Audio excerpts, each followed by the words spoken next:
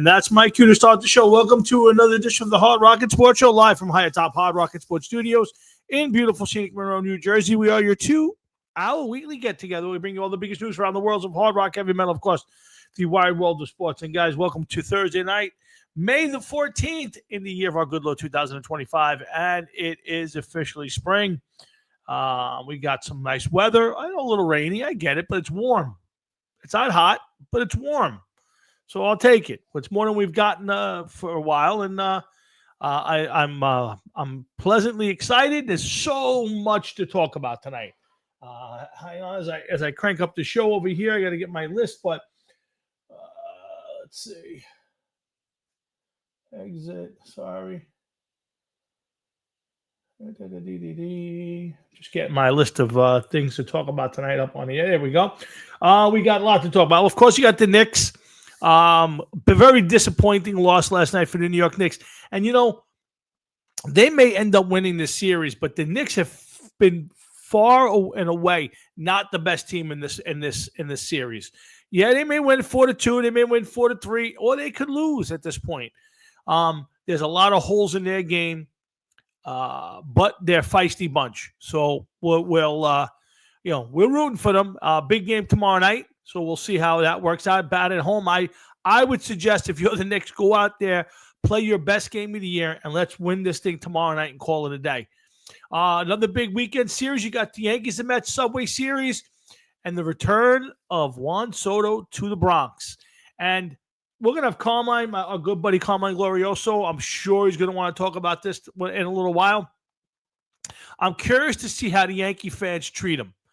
To me, you know, I hold no animosity toward the guy. You know, he took the almighty dollar. It was a penny more. He took it. And I have no problem with it. All the lip service about the future's better. Based on what? The future's better based on what? You have the best player in baseball on your team, and you went to another team that is the little brother. Good. Go out there and win. And I have no hard feelings. I've heard they're going to turn their back on him. Some people are going to boo him. Some are going to cheer him. The Yankees are going to play a video thing maybe. To me, that's all crap. Just go play the game. He's another ball player who came in, played 1 year, and left for big money. Good for him. To me, I wouldn't make a big deal out of it. I certainly am not celebrating him. I mean, he didn't win a World Series. So to me, great. He had a great year for the Yankees, and he went out and got his money. Good for him. So we'll see. It's gonna be an interesting weekend. Both teams playing well. The Mets are a little bit better. Yankees a little inconsistent, but I would tell you this is a fun Yankees team. I like the way it's playing. They got some holes, obviously, but they've gotten better pitching than I expected. The bullpen hasn't been great, and they've been kicking the crap out of the ball. So it's a fun Yankees team. So we'll pay attention to that. And we got a lot of Giants talk tonight. We got a lot of music talk tonight. So once Jeff gets his butt in here, we'll get the show started. Let me just crank over here. We got Rock and Roll Hall of Fame inductees. We got Iron Maiden topic tonight. We'll talk a lot. We didn't talk a lot about the draft after the draft itself, especially Jets and Giants. We got Bill Belichick stuff. Let's see. Rock and Roll Fantasy Camp. Derek Carr retires. We got again a lot of Giants and Jets. The schedule's out. The Giants got lambasted. I mean, it's going to be a tough year for the Giants. So, but we'll hold on to all of that. We got Jeff. We're waiting for Jeff to pop up. We got a lot to get to, a lot to talk about. Real quick, if you're a fan of our current president, which I am, he's had a great week. He's flown all over the world in the Middle East, and he's coming back with tons of money for the economy. The inflation is down. Markets are way up. So no matter how you look at it, grocery prices are somewhat down. I think they said it's a 4%. Eggs, that seems to be the big thing. Everybody, eggs, is down $5 a dozen from when Biden was in office. So much better there. Gas prices are down as in general. And we seem to be back on top around the world. So if you're not a fan of the president, that's fine. give the man his due. He works his ass off. 78 years old. The guy don't sleep. He's flown all over the world, and he's been treated like the president of the United States should be treated. And it's good for him and good for us. I think it's good. But whatever indicator you want to use, you want to talk about the inflation down lowest point since 21 when Biden ruined it. Again, oil prices $60 a barrel, way down. So lots of good indicators. Market's way up. I'm not a big fan of the market being the indicator of the economy, but a month ago, people were having panic attacks. The market's down. My 401k, it's higher now than it was then. Tariffs, he's already winning tariffs. So good for him and good for this country. Give the man his due. It's again, and these Democrats, I don't get it. They are on the wrong end of all these issues. And what are they doing with this immigration stuff? They're trying to get these guys out of jail. You got judges in Wisconsin who are sneaking immigrants out of the courtroom. Now she's on trial. I got to tell you, if you're a fan of the Democratic Party, you got to shake your head. What are they thinking about? They are, not only on the wrong side of an argument. You want to be on the wrong side of the tax thing. Oh, should we tax this? Don't tax that.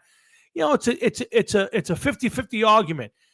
This immigration stuff is 80-20. 80% of the country is behind this immigration policy that Trump is putting in place, and the Democrats are siding with the 20%. They're singing songs. What is this, 1960-something, Joan Baez? You guys are out of your mind. Crazy Democrats. But, okay, Jeff's up so we can get the show started. I was just trying to fill a few minutes, although it looks like he's frozen. I'll give him a try. In the meantime, lots to get to this week. We got a lot to talk about. So sit back, relax, and hopefully you guys will get involved and let us know what's going on in your lives. And sit tight. Let's see if I don't think he's up there yet. Nope, he's gone again. So I don't know. Let's see. But yeah, again, NFL schedule's out. We won't get too deep into the schedule this week. I think we get too much to talk about. We'll dig into more next week. But the opening night game is Cowboys-Eagles on a Thursday night, and I got to tell you, I don't know why. Why does it have to be Cowboys? I mean, if you're going to put the Eagles on Monday night, on that Thursday night, it should have been the Lions. In my opinion, they're playing anyway this year. I would have threw the Lions up there. There's got to be a better game than Cowboy. I mean, I get it. I know, go America's team. We go America's team. Who cares? They're irrelevant. Why would anybody want to watch that? You know what? You're pissing off half the country. Because yes, hey, Phil DiGamani, yes, there are a lot of Cowboy fans out there. There are a lot of Cowboy haters. And you're going to throw them against the Eagles, two of the most hated teams in this league. It's not a good – it's a boring matchup. And I tell you, there had to be 10 different other games I would have put up there. Ravens Bills would have been a better game. That to me would have been a much better game to put up there in week one. If you're going to go Eagles, I would have went Lions-Eagles. Would have been a better game. But I'm so tired of the Cowboys. Oh, my God. Again, we'll get into the Giants schedule with Jeff because he wants to break my balls, and that's fine. But I got to tell you, I don't know what the Giants did to piss anybody off. I mean, their first 4 games are brutal. So now this season's going to get measured in a completely different way. So if you're the Giants, if you're Mara and Tish, you can't look up and see 0-4 and go, these guys are gone. This is it. It's over with. Because that gauntlet of Commanders, Cowboys, Chargers, and Chiefs, I mean, 2 of them, one's a Sunday night, one's a Thursday night game. Again, the Giants should be able to beat the Cowboys. The Giants should be able to beat the Commanders. To be honest with you, I think the Chiefs are on the way down, and I'm not overwhelmed by the Chargers. But the best I think you can hope for that is 2-2. I mean, the Giants should have beat the Commanders in that first game. They had no kicker. Jones missed two 2-pointers. They lose 21-18. And if what's his name? If Neighbors makes the catch on 4th and 1, the drive stays alive, there's a chance they win that game. So, to me, I don't think the Commanders are that far ahead of the Giants, and neither are the Cowboys, to be honest. Matter of fact, it all comes down to quarterback play, and if they're reasonable, they do a decent job. The Giants are in these games, but if you're Marin Tisch, you kind of have to grade this on a curve. You kind of got to go, okay, we might be 0-4, but we were in every game. We're competitive. We're playing better. You could see that there's a build coming here. To think that, this team's got to go to Frisco. And, the schedule is daunting. Just crazy for this team. So, to me, I don't think this can be judged on a normal year. You got the makings of a really good young team. Now, if they go out there and they get blown out in every game and they're not competitive, or they're losing by 2 touchdowns or better, all right, well, that's a different story. Then they're not getting better. We're not progressing, and we're not in the same ballpark. And maybe it will be time at the end of the season to make a change. But I think you can't look at the end of the season, see 6-11 or 5-12, and go, these guys are gone. You kind of got to look at the way the team progresses through that time. So it's going to be an interesting year if you're a Giant fan. How much can you put up with? They could easily be 2-6, 2-7. But again, can they be competitive? Can they be, lose on the last drive? They were ahead all the way, a couple of bad breaks. They lost the game. Last minute, 62-yard field goal, lost the game. If you're just a Giant fan, you kind of got to grade this one on a curve. And it's the same thing with Tisch. Now, I think Joe Schoen is safe. I think his drafts, the last 2 drafts, are going to keep him with the Giants going forward. Now, Daboll's got to show something this year. He's got to, the defense should be markedly better. The pieces they picked up in the secondary, the drafting, Abdul Carter, Lawrence, the kid, Darius Alexander, that defense should be better. I even if Thibodeau does his normal, I'm here one game, disappears the next, this defense should be a lot better. And if Thibodeau, Burns, Dexter Lawrence, Alexander, and Abdul Carter all show up together, and there's a rotation, and the NASCAR defense comes back, let me tell you something. You could put me and Louis Pica and Jeff in the secondary, and the Giants will be fine. So that front 7 has got to play well. We need Bobby Okereke and Micah McFadden to step up. I'm not a huge fan of Okereke. I do love McFadden. Another guy's got to stay healthy. So, but that offense, that's where Daboll's got to show his stuff. We cannot have another year where the offense is atrocious. It just can't happen. Now, they got some options and all that. Hold on. I'm getting some text messages. Let's see. I want to get my dad on. We got Carmine at 7:30.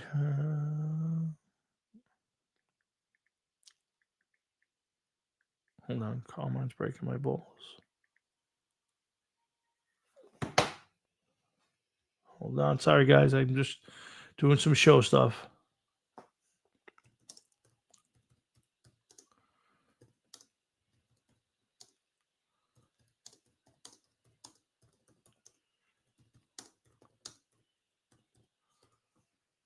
Okay.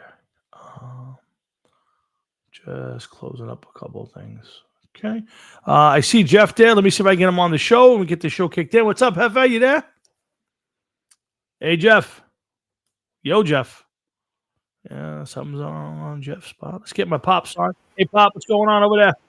Not much, man. Just called to talk a little bit about Pete Rose. Oh, yeah, sure. Go ahead. They're talking about putting him on the ballot for the Hall of Fame. Well, and I think he should get it.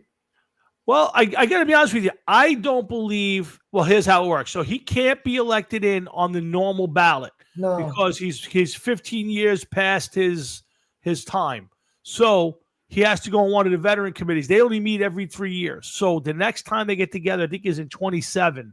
So he's got to wait till 27. I be honest with you, I think Schuler's Joe Jackson may get in before Pete Rose, because I think a lot of Pete Rose's peers didn't really care for the guy. Dad? Well, his arrogance is Well, what stopped it. sure, of And course. he just shut up about it, and he didn't even have to apologize. Just shut up. Don't make like you're talking to idiotic people. You talk about people that have a lot to say. If you really want to get on, I mean, he lost millions of dollars, as far as I'm concerned, Sure. because of that. And as far as what's his name coming back Friday night, Yep. listen, I don't know anybody in the world that wouldn't have did what he did. You Yeah. go for the big money. Listen, this isn't a guy, if Judge had left the Yankees and went for big money, I think Yankee fans would have been upset. He's a homegrown Yankee. He's been our guy for years. And then if he takes off and leaves, I think it's a bigger issue. Soto came in. He said all year long he was going the free agent route, whether he stayed with the Yankees or not. And, I don't have any allegiance to the guy. I would love to have him stay. Had he stayed, the Yankees would not have built this team. I like the way this team is, and I'm okay. Whether he plays well or not over by the Mets is irrelevant. But yeah, to me, I don't blame him for taking the money. I would have rather him stayed with the Yankees, but you can't blame the guy. Well, you have to understand too. If he stayed where he was with the Yankees, he would have always been number 2. He never would have been number 1. With the Mets, this year, depending on the year he has, he's got a good shot at being number 1. Yeah. The only thing he's got is the shortstop. Well, I mean, Alonso's playing much better than he has the last couple of years. Lindor's having a great season. And listen, they're 29 and 15, 28 and 15. They're playing good baseball. So, I mean, to me, they're maybe third or fourth best team in baseball right now. And it is what it is. But, how Yankee fans treat him this weekend, it's up to everybody. To me, the whole turn your back on him. If I were the Yankees, I'd give him a little golf clap and move on, and then treat him like any ball player, any other opposing team. If he. Yeah, I like to hear anybody tell me they wouldn't have taken it sour. You got to be kidding. I agree. Listen, this isn't a guy who is a homegrown Yankee. The Nationals who drafted him, he won a World Series with, offered him a boatload of money. He turned it down. He went to the Padres. They wanted to sign him. He didn't want to hear about it. He came to the Yankees. They offered him, hey, we'll give you a boatload of money. He didn't want to hear it. He wanted to go to free agency. He wanted the big contract. The Players Association wanted him to go to free agency and get the top dollar, and he got it. So it is what it is. If the Yankees had offered, a few more dollars, he'd probably be a Yankee. They decided they hit their limit, and I don't think Cone was going to be beaten. I said it from the whole process. He's going to be a Met, and he was a Met. So yeah, I agree. But yeah, I mean, if you want to boo him, you're welcome to. I don't think there's anything wrong with booing. The guy's an opposing player, and you want to boo him, you want to turn your back on him. To me, I say give him a golf clap on his first at bat. Now, I think the Yankees give him some sort of video tribute. I think that's bullshit. To me, he's here for 1 year. Exactly. He's here 1 year. If this guy was here for 6, 7, 8 years, won a championship, whatever, I give him his due. You give him a video. You give him a round of standing ovation. This guy's here for a year. Okay. What's the highlights? I mean, whatever. I think, Tommy, the only reason he came to the Yankees was recognition around the league. He's going to be seen by more people as a Yankee than as a San Diego Padre. He's going to get on the. Yeah, listen. Again, he was a Padre for a short time. He was a Nationals for a few years. Nobody ever heard of him, though. Well, I mean, listen, he's always been known as a big hitter. He was their best hitter on the Nationals team when they won the World Series a few years ago. Great. He's entitled to do what he did. And let's be honest, he's not playing great baseball right now. This may be it for the year. Maybe he turns it on and he hits the crap out of the ball. Regardless, he's irrelevant. And again, if this was Judge who had left a couple years ago and went on his merry way, I think it would be a bigger deal for me. Spurning your hometown team, the team you grew up with, I think it would bother me more than Soto taking the money from the Mets. It doesn't bother me. Again, I won't root for the guy. I'm not rooting for him. I'm not buying a Soto jersey tomorrow. But you know what? He took the money and he ran. And do I hope he wins the World Series? No, I hope he loses every year. Well, you're rooting for the Yankees, not the Mets. Yeah, I root for the Yankees. Yeah. So to me, I want the Yankees to win every year. So yeah, I get it, Finelli. But again, do I think the Mets made a small move? Sure. I mean, they got the star they needed. They got a legit ball player behind Lindor and in front of Alonso, and they should be good for years. I mean, now if they don't win for a couple seasons, is Cohen going to still spend the money? I don't know, but the ballpark seems to be full, and they're talking about revitalizing the area. He got him for 15 years. I don't think the Mets. I don't think any Met executive or fan is going to be upset that Juan Soto is there 5 years from now. Whether they win a World Series or not, I couldn't tell you. But he's a good, solid ball player. Even when he's not hitting the ball right now, he's still playing decent defense. He's not a great defensive outfielder, but he throws people out at the plate. He's not going to embarrass himself. But once he starts to hit, he'll be fine. When that is, I don't know. I figured he'd be mashing right now. It's not happening. All right, Tom. I know you got somebody coming up. Yep. All right, Pops. You got it. I'll see you over the weekend. See you over the weekend, buddy. You got it, Pops. That's my dad. Checks in every week with us. And, of course, waiting on Jeff. He's having some computer issues, as usual. We'll try to fill up the air while Jeff is roaming the hold on, I'm just fixing the date on my digital display. Today is May 15th. Save, and let's put it up on the screen. So again, my name is Tommy Florio. I'm holding out for my partner in time, Mr. Jeff Tomlinski. We got Carmine Glorioso coming up. Big Met fan, 7:30. I'm sure he's going to want to break my chops about Soto and the Mets and this weekend, big Subway Series. So stick around for that. We'll talk about Pete Rose and Shoeless Joe Jackson. We're going to get into, hold on. Matt, guys, I am waiting for an answer from this person. Keep watching.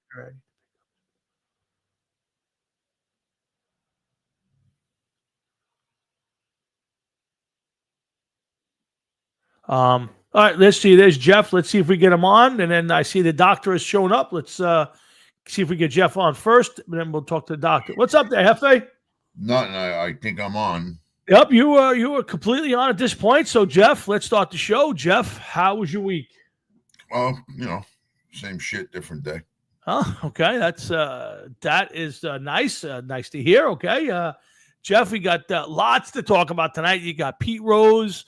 We got lots of football. We got some Rock and Roll Hall of Fame inductees. Iron Maiden making some news this week. Actually last week. So there's no NFL schedules out. There's no shortage of things to discuss. Well, one thing that I just really want to touch base on, sure, go ahead, will be the losing year that the New York Giants are going to have this year. I'm predicting like 300-400. Now, listen, I will get more into it after Carmine. We're going to get Carmine on in a minute, but what I said in the open, I'm sure you didn't hear because of. No, I didn't hear anything. Yeah, was I don't disagree with you that this could be a very bad year for the Giants. I think what my question is, if you're John Mara, how do you judge this season? So let's say the Giants go out there, Jeff, and they go 4-13. Let's say that's the season, but they lose 9 of those losses are by 7 points or less. They're in every game, and there are tremendous signs of improvement, but the record is what the record is. Is that graded on a different scale than if they went 4-13 and got annihilated in 10 of those losses? 3 of them they were kind of in it. if you're John Mara, do you differentiate yourself and say, all right, we got a tough schedule, but how They do you have like one of the hardest schedules in the NFL. they have the hardest this year. schedule. You know, They have the yeah, hardest yeah. schedule, yeah. You're not going to be able to gauge much from this year. Oh, I disagree. Listen, I understand that it's a tough schedule, but I don't think the Cowboys are world beaters. I don't think the Redskins are world beaters. I don't think the Chargers are world beaters. I'm not saying the Giants can beat them. I'm just saying is, there are teams that you can't beat. The Eagles are overmatched for the Giants right now. Frisco might be an overmatch for the Giants right now. There are going to be teams that they're overmatched, but there are Giants competed in both games against the Redskins last year. They lost by 3 in one, I think it's 7 in the other. So I'm saying is, if there can be two different versions of 4-13. What would you agree? No. No, see, I disagree with that. 4-13 is a bad team. No, I'm not disagreeing that. No, see, I disagree. There are teams that are still learning the ropes, learning to win. Again, if you lose every game by 2 touchdowns or 3 touchdowns and you're never in the game, it's a lot different than you fought to the end and the other team was just a little bit better than you and you could see marketable improvement. I'm not saying that 4-13 is a badge of honor. I'm just saying this. I think based on what you're getting thrown into with the young team the Giants have, I think there's going to be have to grade this on a curve a little bit. That's my opinion. I'm sorry. I'm looking at it as they got the hardest schedule. They got a young team. They're going to get fucking. I'm not disagreeing with that. I'm not saying the Giants are going to win 10 games. I never said you did. No, I'm just saying is at some point you have to decide whether this coaching staff and general manager they gotta go. They have to go. No, I disagree with that. Again, maybe if they go out there and get their heads handed to them, then I would agree with you. Yeah, it's 4 years and time's up. But if they go out there and they're competitive in every game and it just come up a little short and you say, okay, this team's going to get better, then I think that there has to be something said for that because, here they are, they're coming off a terrible season and they wind up with the toughest schedule. Well, by luck, whatever. I agree with Frank. I think they're going to have a good defense. I think the offense is up in the air right now. What improvements the offensive line make? What they get out of quarterback? We'll see. I just think that if you're John Mara, I think as much as the record matters, I think it's more the what you're seeing out there. You have to be able to look at the team and see if it's marketably better, even if it doesn't win a lot of games, especially because of that. That's one thing you're not going to have to worry about winning games. I don't see you winning many games. Again, you know what? I agree, and I understand that what the schedule says based on last year's teams. I'm not running to the hills because I got to play the Cowboys. I don't think the Cowboys. You already knew you were playing the Cowboys. No, but what I'm saying, yeah, those games don't scare me. I mean, you almost say, okay, throw out the Eagles game, throw out the Frisco game, throw out the Chiefs game. You're not going to beat the Chiefs on Thursday night. The Giants don't win on primetime games. So you throw out a handful of games, but there's a bunch of, New Orleans, Chicago, there's some winnable games in there. And then if you steal, if you split with the Cowboys and the Redskins, you steal a game or two here, next thing you know, it's 6-7 wins. Do I think that's going to happen? I don't know. I have no feeling on this team right now other than a bad one. No, I don't. Other than I think the defense is going to be marketably better. I just don't know what the offense is going to bring. And then, like I said, it's all of it. You have really I don't want to see Jackson Dart this year. I want him to have the whole year off, no matter what happens. So to me, I think the decision's already made. Going to be helping you this year anyway. Yeah, I don't see that, so I wouldn't want him to see him either. Yeah, but I think that's why you got two veteran guys in there. Wilson or Winston, Jameis Winston is going to be too far off of what Jackson Dart could possibly do. Yeah, I think those guys are going to play all year again. And I'd also say this much: I think I would rather see fucking Jameis Winston be the starter than Russell Wilson. I would agree with you on that. I honestly, if you ask me who I wanted to start the season, it would probably be Winston. I think he's At this point, I want a little reckless abandon. He'll throw 4 touchdowns and 5 interceptions. I'll take it at this point. That. You know what I mean? That's exactly what he's gonna do. Yeah. Right? So, but I mean, to me, that's what I want. I don't want to play. I don't want to play tight anymore. Throw the ball down the field to Malik Neighbors or Wan'Dale Robinson. Let him run and just throw the ball up. And if you get it, you get it. You don't, maybe it's a penalty. Or if you throw an interception, there's nothing to lose in this season. Just go out there and let it rip a little bit. So yeah, I think you're going to see Wilson, barring an injury or whatever. I think Wilson starts the season. I would be shocked if he wasn't. Yeah, I agree. I don't like the idea of it myself, to be honest with you. Yeah, but fan, I wouldn't want to see it. If I was a Giant fan, what I would say is they should have one night during the season where you come to the stadium, out in the parking lot, burn everything, the season tickets, the jerseys, the hopes, the dreams, everything.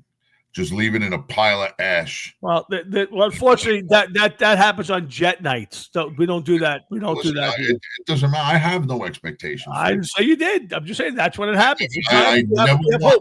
I've never once ever came on this show and said anything positive about the Jets winning and doing anything. Have I ever? Once? Yes. Listen. You have. Please tell me when. The last 2 years with the sunglasses. Oh, we got Rodgers. Oh, it's Super Bowl time. That is my own accolades that I do. All right. I never said anything about Rodgers. The guy's fucking. He fucked Pittsburgh. He fucked Pittsburgh. Oh, absolutely. He's still fucking. And he's still not. He's still fucking Pittsburgh. Yes. Now he's going to start to fuck the Saints. You watch. Well, I think at this point, it could be the only thing I could think of is that he was hoping for a different place. And now, realistically, he could stick around and see if the Saints grab him. I mean, the Saints got nobody. The Spencer Rattler. I mean, I thought Pittsburgh had it bad with those guys. I think the Saints might have it even worse at this point. So it may. I know if I was the Steelers, I reach out to the Giants, trade for fucking Russell Wilson. The funny part is they had him, and I think they wanted to sign him for whatever reason. I guess they decided not to, and I don't blame him. He was terrible down the end of the season, but compared to what you had in camp, I mean, and what the Giants paid for him, if I were the Steelers, I would have gave him that in a heartbeat and took another shot at it. But I don't know. It's listen. Either way, it's not going to be pretty in a bunch of teams. And Pittsburgh, this could be the first losing season. If they got to go into the season with these guys at quarterback, I don't care how good we think Tomlin is, boy. It's going to be an ugly season over there. Got to agree. Yeah. But since we do agree on something, finally, we're going to have to turn this over to my good friend, a guy we haven't had on in a very long time. He's been. I'm going to tell you right now, before you say anything and you introduce this guy, I want to fucking poke him with a stick. Go ahead. If you don't come on here, spewing hate and everything else that he's known for, if it's not entertaining, I'm turning the chair around, facing that way. I'm not even facing the screen until he's gone. All right. Well, I'm giving him a short window. All right. Well, listen, I would tell you that I don't think that I want to see him come out. He hasn't been here in a while. I want to see him fucking rip roaring. Well, we're going to see in a second, but he's our good buddy, the doctor, and we've missed him. We haven't seen him around here in quite a while, but he is back. He is back, and we'll get him on to see what hate and vileness he will spew on tonight's show. It on thick. There he is, the doctor himself. Let me tell you something, Tommy. It's about time that I do a complete open fucking fisted rectal on you. Oh, here we go. And I'm not just gonna do it to you. And not for nothing there, Jeff. You're fucking you're doubting me? Me you doubting.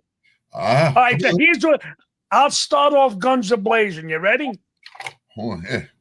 First off, I need you right now, Jeff, to shake. Because you have pissed all over Tommy. And then, well, I thought you were shaking. You got some piss all over my leg. So, let's talk about that 4 and 13. 2 different 4 and 13 things. There's 2 I different just want to things? say this. Listen to this. She goes, oh, okay, they're totally different. They can be totally different. Sure. Hold on. If you have a 4-inch dick and I have a 4-inch dick, the the only thing that I could possibly say, well, Tom, yours, you need a fucking tweezers. I got a tuna can. That would be the only difference on a 4-inch dick. Again, there's something called girth. So, Well, that's what a tuna can came in. all I'm saying is the Giants' girth can be a little different. That's all I'm saying. And I know Jeff wants to piss on your Giants. Yep. I do have to say, I do like their draft. I fucking love Scatterboo. Yeah, I gotta love Scatterboo. Yeah. Dude, I can't believe the Bulls on their number 1 pick. Hey, LT, get that fucking number off your phone. How fucking stupid can you be? That's the one thing that bothered me because, and listen, I love the fact that if these kids have any idea, and I'm sure he's got no idea who Lawrence Taylor is other than. Can't be that stupid. Well, again, you know what? He went from asking Lawrence Taylor for his number to asking for his number. That's stupidity, man. Yeah, listen, I'm with you. I love Taylor's answer to the whole thing. He was coherent in the whole bit, and I thought it was a great answer. Go make your own history. Go make your own legacy. Right, Tommy. I'm surprised he didn't say, "Are you kidding me? You stupid fucking waste of a load." I'd probably bang your mom. I'll tell you. Listen, even if, but you know who I blame? And a buddy of mine said this, and I agreed with him. Yeah. I blame the Giants because here's a kid who hasn't played a down of football in this league. He comes to the table. And I think he's going to be good, but go ahead. Yeah, but again, you haven't played a down of football.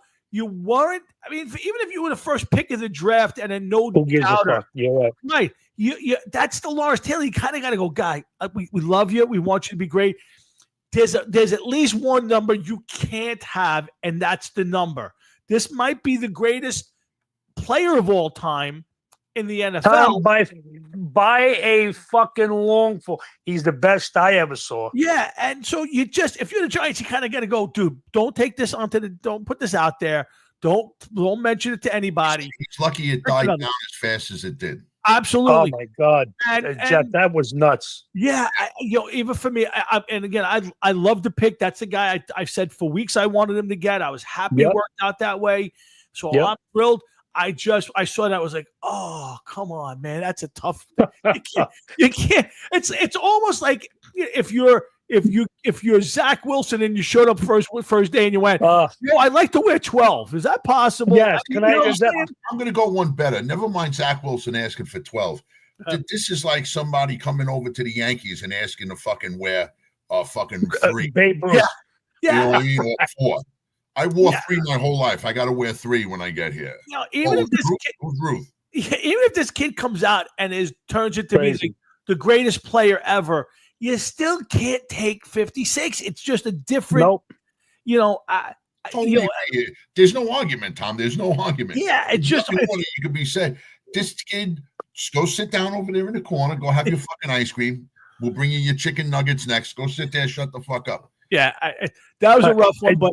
I did love their draft, top to bottom. Alexander, Scatterboo. It was a good draft, and we'll see. Like I said at the beginning, I think no matter what, based on the 2 drafts, Shane will be back. Whether Dable's back after this, I don't know. Although, again, like I said, I think it all depends on what the season brings. But I know you didn't come on here and talk about the Giants. No, I didn't. But the 4-inch fucking deck I had to mention. All right, listen, if that's all right. First off, next question. Did I pass the sniff test, Jeff? So far, I'm liking what you're throwing out there, man. I'm not gonna lie to you. I feel as though you're a little subdued. You look tired. Subdued. Yeah. No. It's not your usual self. You're not talking about anybody's sister's box. You're not. Let me get there. I'm gonna be banging them soon. Go ahead. I'm waiting. All right. Please. That's okay. So, as it's been said, I haven't been on for a while. So, and I haven't been on to discuss the clean fucking, Jeff, that we performed on the New York Yankees. Do you know what that was? Oh boy! Please tell me. We took their top fucking guy. He said, "Know what my boy Steve did? He went in. It was his brother-in-law's house. He went in. He goes, "Oh, I'm going to meet your wife tonight. Oh, it's so nice. Hey, Soto, come here. I want you to blow me in front of the entire family. Don't worry. I won't make a mess, and I'll take my time." And that's what he basically did. He shit on on the floor. He wiped his ass on the fucking couch. He did like a snail trail. He fucking grieved and he fucking cleaned. That's how he cleaned his ass. And he said, "Bitch, let's go." And then you got fucking your GM, your manager, and that big 6'8" jerk off fucking rubbing their nuts. Why ain't you going? He didn't respond to me. Shut the fuck up. We took him. We fucking took him. And has he played like shit for the most part? Yeah. But, Jeff, isn't this going to be a fucking chivalada, a big fucking sniffy when we stick it right up your ass and he fucking wins a game or two this weekend? I will spurt all over the fucking screen and I will Facebook the fuck out of you guys that I'm going to have a ton of you jerk-offs unfriend me. So let me ask you Hold something. on, this is typical Medford. They worry about a couple of games. He worries about a couple of games in May. I worry about October. That's a different. Oh, is that what you do? And hold on. I worry about October. How did Game 5 go? How did Game 5 go? Oh, we're on 5-0. I seen all the jerk-offs doing their fucking shit. Where was your team when the Yankees were losing in the World Series? Oh, that's right. We won 2 games. You guys won 1. They were doing this. 4. 1 game. You won 1 game, and you fucking are a horror. Well, the only reason you won my team or you got there was why? Jeff, tell me one thing. How tough was that blowjob American League last year? It was like Staten Island Little League. What are you fucking kidding? I got the violin. I'm playing the violin for you guys. Here's the thing that I say. Best team in baseball. We're the best team in baseball in May. Tommy there spewing a bunch of stuff. Meanwhile, his team lost in the World Series. I know. And you're going right back at him, and your team didn't even make the World Series. Exactly. Dude, So as far listen as to me. I'm concerned, as an outsider, My it's team like, was 11 games under 500, and I said they fucking suck. They're not going anywhere. Very and true. They did. They so did. I shut my mouth. I said, I fucked up. I said I fucked up. Yep. I'll never fucking count them out again. And you shouldn't. Listen, they were a great team second half of the year, and they went home after a couple of series. That was it. They took out the fucking Brewers. You got a great closer, by the way. My guy fucked him so hard that he doesn't know whether to shit or go blind. He can't pitch after getting his tits lit. That fucking 3-run homer. I've learned one thing about baseball in my 57 Go ahead. years. I just let it ride out for the season. I don't get up. I don't get down. This week he's great. Next week he's not.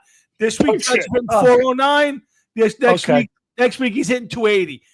All I look for is come September 30th, I see my team 99% of the time they're playing in October.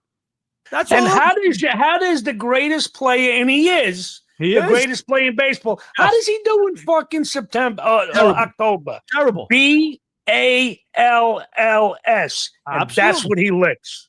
So when he finally shows up, and I got to say this, how the fuck did these idiots pitch to him? Yeah, There's nobody in that fucking lineup. Why would you pitch to him? Yeah, I would tell you. Other than lately, they've had the kid Rice pitting behind him, and he's kind of mashed it. For a while, they tried everybody. I'm surprised they didn't have one of us hitting behind them because Bellinger's hitting 190. You know what's funny? Not to get off the subject, but I was looking at the other day, and I think it was not last week, and the weekend before. There was 2 games late in the day, and the 4 DHs in that game were batting like 182, 191, 197, 196. And I said, this embarrassing. And I said, this is the state of baseball. You're in the middle of May. You're a DH who basically can't field. He's only there to hit because he's a better hitter. than he is a fielder. And there, 4 of these guys in these positions hit 190 or 190 something and less. It's That's pathetic. crazy.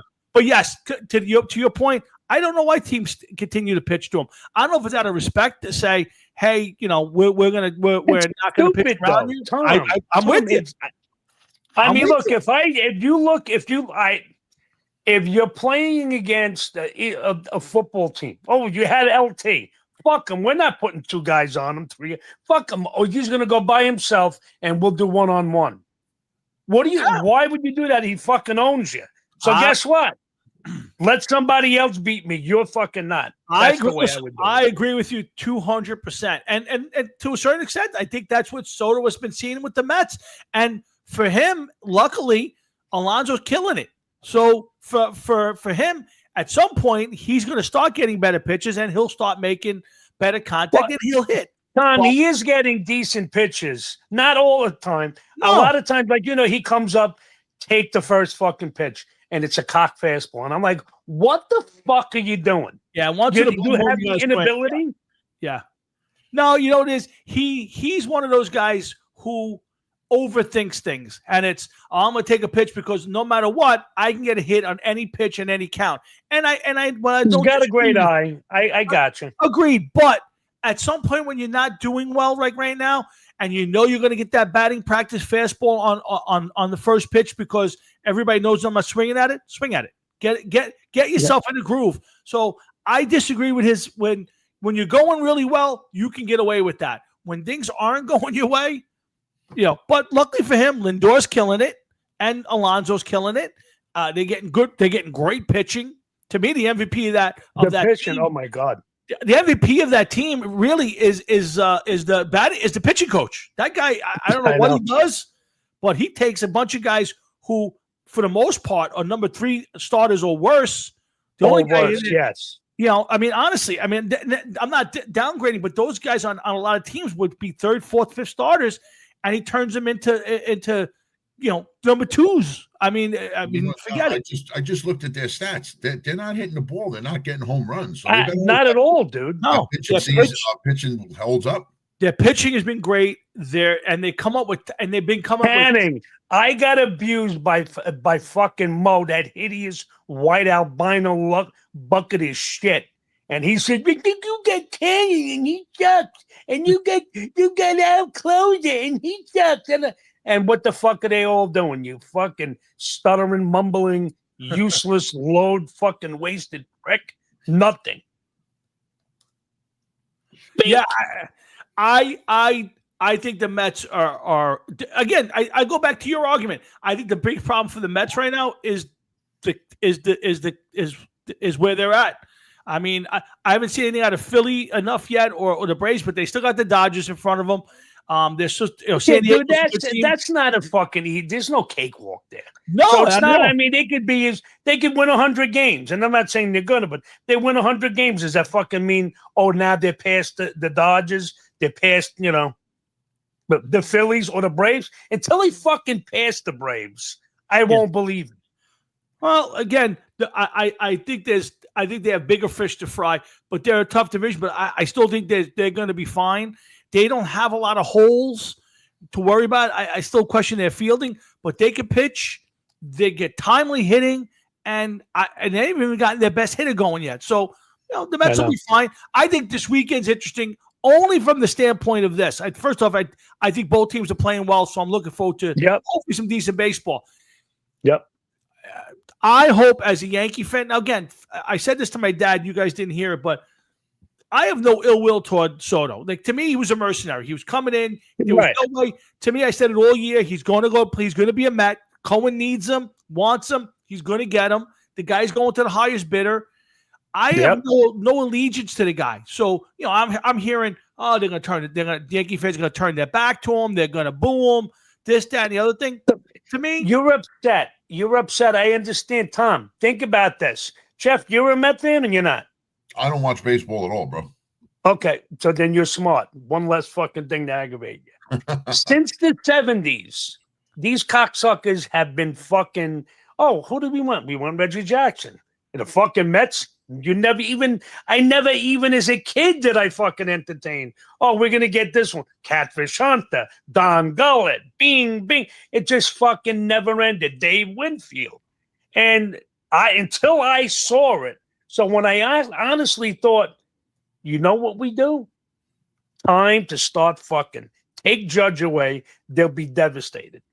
And I guess because he helped, the Yankee owner helped get them in, he probably stayed aside.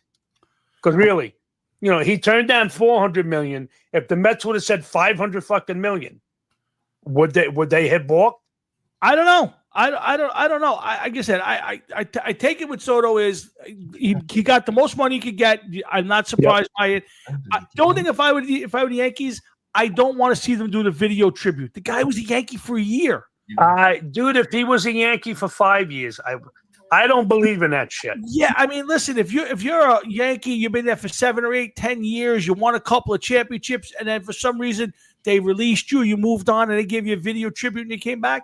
Okay, I got it. All right, right.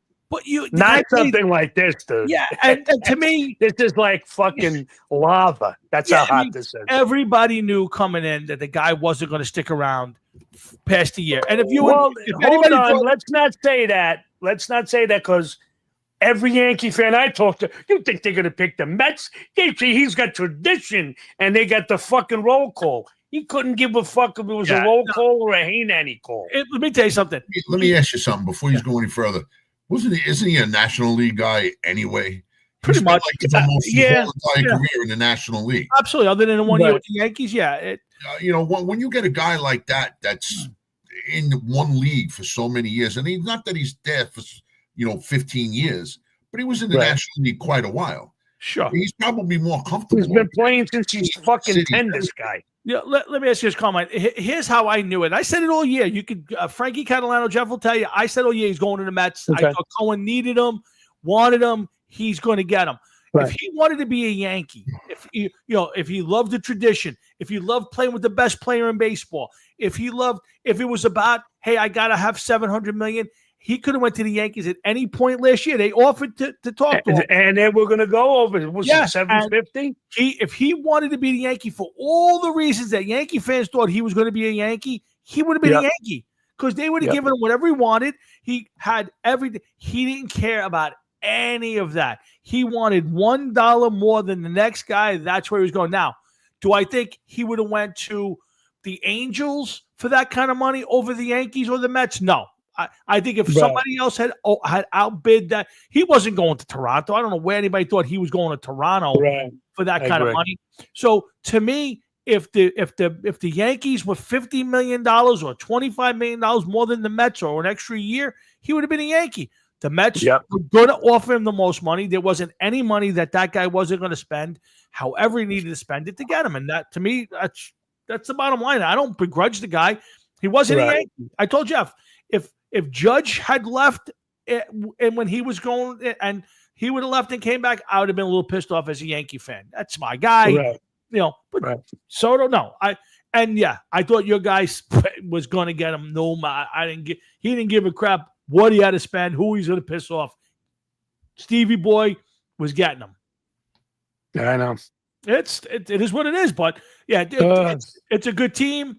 We're gonna have fun this weekend. Oh, absolutely. I just hope it's as you hope your guys take the series.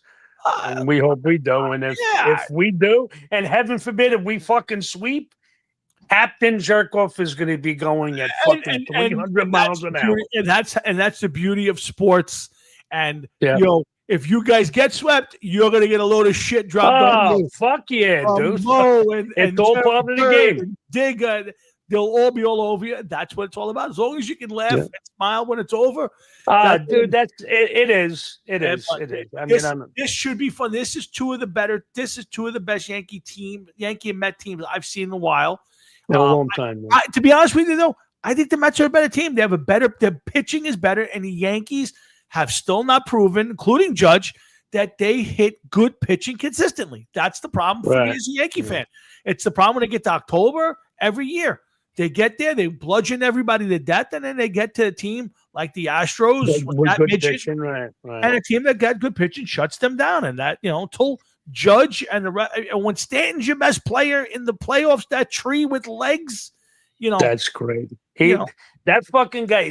Does he have vaginal issues? Is that what's holding him out? I gotta tell you, they found a third vagina on him. He already has two. Is it on his arm? He sprouted a third one. Yeah, he's got 3 vaginas. That's 3 vaginas. yeah. I'm telling you, because that guy is the biggest pussy I have ever seen in my entire life. How tall is he? Is he like 6'5"? He's at least, I think he's at least 6. He might be 6'6", 6'7", but he's He's least a fucking monster in a big box. Yeah. What are you gonna do? Yeah, it's to me. I can't. I wish that if I could contribute $1 to it, I would pay his contract and ship him off anywhere else. Yeah, Yankees don't do that, bro. No, I know they don't swallow money. If it was George, he would have been gone a long time ago. He would have shipped But him dude, out. he does give you October, boy. He really does. I agree with you, but between that, even in October, come on, the guy can't score from third base on a home run. That's funny. That's funny. He's the worst. I seen him. Didn't he get hosed a few times? Yes. On a single. I'm going, what the fuck is he doing? I'm telling you, either don't run or start running. As the bat's being swung. He has a hard time scoring from third base on a home run. He's fat. I never seen a guy who's a monster body. You know what? I take my body over that because I don't pull a hamstring getting out of bed in the morning. That guy is. I do. Yeah. Well, that guy's the worst. But what are you going to do? It's simple and easy. I would release him, but you're right. The Yankees will never do that. But otherwise, come on. How's the family? How's everybody? Bro, I can't complain. They hate me very much. Things are good. That usually happens in every room you walk into, but that's a whole different story. That's fucking Dick is here, Jesus. Hey, and by the way, I really feel bad. I know you guys had the Nude Up reunion a couple days ago, right? Digger had told me about it, and I wanted to show up. I wanted to drag Frank Jeffrey with me, and I didn't know the date. I kept saying I got to reach out to Digger or call him and ask him when that is. That would have been nice, dude. I haven't seen there. It was a bunch of guys. I haven't seen Amarati since Louis Pica's father passed away. Oh, okay. So I wanted to show up. So I apologize. I definitely wanted to pop in. I didn't know. So we'll hit another game. I hope so, and please let me know for sure. Sure, babe. All right, but how you boys? Your families are well? Yeah, same old crap. Kids are getting big, grandkids, the whole bit. Thank you. Jeff, I got a question for you. Sure, man. Are you packing 12, 13, 14 inches? Only if you measure it 3 or 4 times, yeah. Then how in God's name did you get such a beautiful wife? Do you pay you by the day? Dude, I ask myself the same question. She can't see very well. She can't hear very well. That's my problem now. My poor wife is stuck with me. What are you gonna do? She happens to be a very wonderful woman, Mrs. Talwinski. Yes, she is. Yes, she is. I don't know what it is. I'm not gonna try to ask her and let make a thing. No, don't fuck things up, Tom. No. Just go back like you own the place, Jeff. Remember in Casino? Hey, Ace, easy. Don't fuck up in here. Yeah, that's what you don't want to do. That's it. No, definitely not, man. Definitely not. Come on, I love you. Thank you for coming on, and hopefully, boys, I love you and I miss you. We'll definitely get together soon, man. You got it, Calm. Thanks, brother. Boys, have a good day. Everybody. The doctor making his a house call tonight on the Hard Rock and Sports Show. You gotta love him. He's a little tame this week. I'm a little afraid maybe the heart was a problem. I'm always nervous. But did you happen to see the picture of my wife that I put on Facebook? I did not. Well, when you get a chance, look at it. Okay. Oh boy, I'm only too it's afraid. Nothing bad. It's got to be something. All right, so we're gonna switch gears. We were talking a lot of football. We talked a lot of baseball. I do want to talk a little bit about Rock and Roll Hall of Fame. Okay, so Jeff, we have the class of Paul. Thank you, Paul. The class of 2025 has been announced, Jeff, and are you ready to hear it? Yes, because I did not hear it. So Oh, good. I don't know whether I was not paying attention. Well, I didn't care. I whatever will it tell is. you, this might be the worst one so far. All right, so I'll start from the top. First one, Bad Company. I don't have a problem with that. I don't have a problem with that one either. Do I think that they should be in the Rock and Roll Hall of Fame compared to some other bands? They're still playing, but not at a high level. I don't. And what I mean by high level, they're not one of the top bands out there. Again, Only circuit, maybe. You know what I mean? Yeah, they had a few good hits. Are they influential? No. Did they set the world on fire? No. But a solid band. But all right. I know they're running out of bands. So they're gonna get somebody in there. So all right, we'll I'll concede you. Bad Company should probably be in. Have you ever heard the name Tom Bell? No. Neither have I. But Tom Bell has warranted the fact to get into the Rock and Roll Hall of Fame, Jeff. So why is he in the Rock and Roll Hall of Fame? I don't know. You're gonna have to look up Tom Bell for me. And guys, stick around. We're gonna talk a little Pete Rose Hall of Fame after the Rock and Roll Hall of Fame. So we got a lot of Bell. Yeah, THOM Bell. Oh, okay. THOM. Maybe he gets in the Rock and Roll Hall of Fame because he added the H for Tom. Maybe that did it. Oh, he was in soul music. Okay. No, I don't know. I have no idea who he is. I can't really comment either way. Louis Pica says he's a songwriter, so we'll take Louis again. If he was a songwriter in the soul world, then he could be responsible for literally hundreds of hits. You know what I mean? And just because we don't know who he is, and depending on who he was writing the songs for, there's a lot of big names in soul. Yep. All right. So next, here's a guy that is a big name, had 2 hits, the only 2 hits I ever heard. It's kind of the Richie Valens thing, but managed to have 2 huge hits. Chubby Checker is going into the Rock and Roll Hall of Fame, Jeff. Yeah. Chubby had a couple of big hits. I mean, they're played at every wedding. At least they used to be. I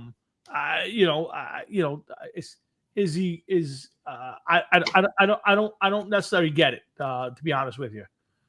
But okay. Neither do I. But I mean, don't forget he was around in the late 50s, early 60s. So I mean, so is my dad, but he's not getting in the Rock and Roll Hall of Fame, Jeff. But he wasn't out there doing his thing, man. I'm not sure about it though. We'll see. He was singing in the car. My dad did a good job singing in the car. We were driving around places, so he was around the 60s and 70s, and he sang a lot in his car. It might be the same as Chubby. I think my dad wrote 2 less hit songs than Chubby Checker. Wow. So I mean, come on now, give him a chance. Next up is Joe Cocker. Again, a nice name. Is Joe Cocker a Rock and Roll Hall of Famer? I mean, what are we talking about? Joe Cocker, I know he covered a few Beatles songs, and I don't know if they were his songs or he covered other songs too. He was respected. He was up there in Woodstock. He performed during Woodstock. I don't necessarily have a problem with it. But, he was a big name for his time. So, all right. Again, all right. Here's another one. Hold on one second. Paul, Joe Cocker was an influential guitarist? Yeah, I didn't know. Remember, I didn't even know he played guitar, to be honest. Me either. I was a little taken aback by that one. I never knew Joe Cocker was a guitar player. Neither did I. Next up is talking about Joe Cocker. Next up is Nicky Hopkins. Do you know? I never knew that he was a guitar player, bro. Yeah, that's a new one for me. I'll have to look up more on Joe Cocker. I did not realize he was an influential guitar player. In fact, he was so uninfluential for me. I didn't know he played guitar. But okay, I'll look him up. Next up is Nicky Hopkins. Do you know who Nicky Hopkins is? No, I do not.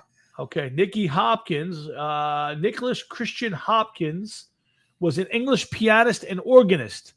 He performed many popular enduring British and American rock music recordings from the 60s to 90s, including songs. So he seemed to be a guy who was a kind of studio musicianish. Okay.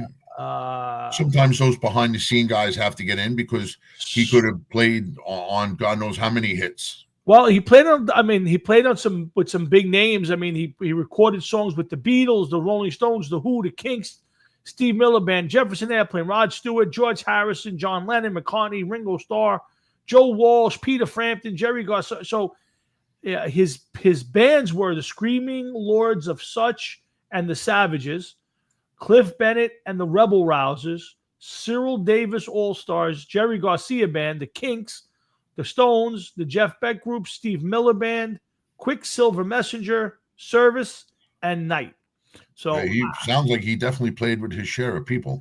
I guess next up, this is a person I do believe it belongs in the Rock and Roll Hall of Fame, and I just know her because she almost was on the show, and that's Carol Kay.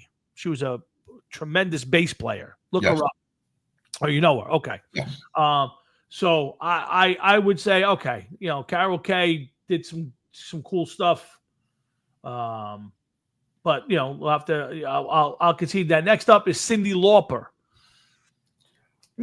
She was influential in the 80s, and she was a big part of the new wave movement. I don't have a problem with her getting into the Hall of Fame. It's kind of an oldies nostalgia act at this point in time, I would think. I don't know. Yes. Putting out.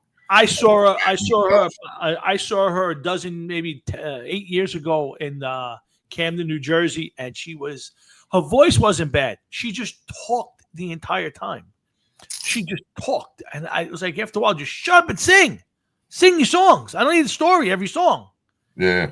All right, so Cyndi Lauper's in. I'm not buying Cyndi Lauper as a Rock and Roll Hall of Famer, but if Nicky Hopkins and Tom Bell are in, and Chubby made it, what the hell? Next up is Outkast. I see no reason for that. I don't get this at all. I don't even know if he was a big enough rapper to be in a It's rap. actually like a duo, a hip hop duo, Yes. I believe. Yes, it is a hip hop duo. Next up is a hip hop trio in Salt and Pepper has made its way into the Rock and Roll Hall of Fame. Again, don't understand that one either. Couple of songs they were here and gone. I don't know, but No, they haven't been around in a while. That's true. But you want to know something? They kind of pioneered for women in the hip hop world, I guess. Not my cup of tea, but yeah. I could see them breaking some barriers for women at that point in time. I guess so Outkast and Salt and Pepper, and I think there's one you'll like. Soundgarden is going into the Rock and Roll Hall of Fame. You want to know something, man? As much as I like Soundgarden, they don't have, other than Bad Motorfinger and Super Unknown and a few songs here and there. I mean, those two albums to me are incredible, but like the songs here and there, I really can't sit and just listen to Soundgarden all day. Like, I like Alice in Chains more so than I like Soundgarden. Okay. But I could see Soundgarden getting in because of Chris Cornell, and maybe Chris Cornell should have had the opportunity to go in as a solo artist, or basically because of everything he did with Temple of the Dog and his own stuff and Soundgarden. I'm hoping one day to see him get in on his own. Okay, that's possible. At this point, Chubby's getting in. Anybody's getting in. I hear that. Next up is a guy by the name of Lenny Waronker. Yeah, is an American record producer and music industry executive. So Lenny, is that any relation to what was that guy? Lenny Pifkin, whatever. Oh yeah. My God. Oh my God. Pufnik. No. It's Artie Fufkin. Artie, not Lenny. Yes, it's Artie Fufkin. I thought it was Lenny. Polymer Records. Artie Fufkin, Polymer Records. Just kick this ass. Kick it. It's my fault. Just kick this ass. I know you want to. Just kick this ass. By the way, so they're replaying. They're putting out the old Spinal Tap in July for. They're putting it back in the theaters. It's been remastered. I don't know what that means.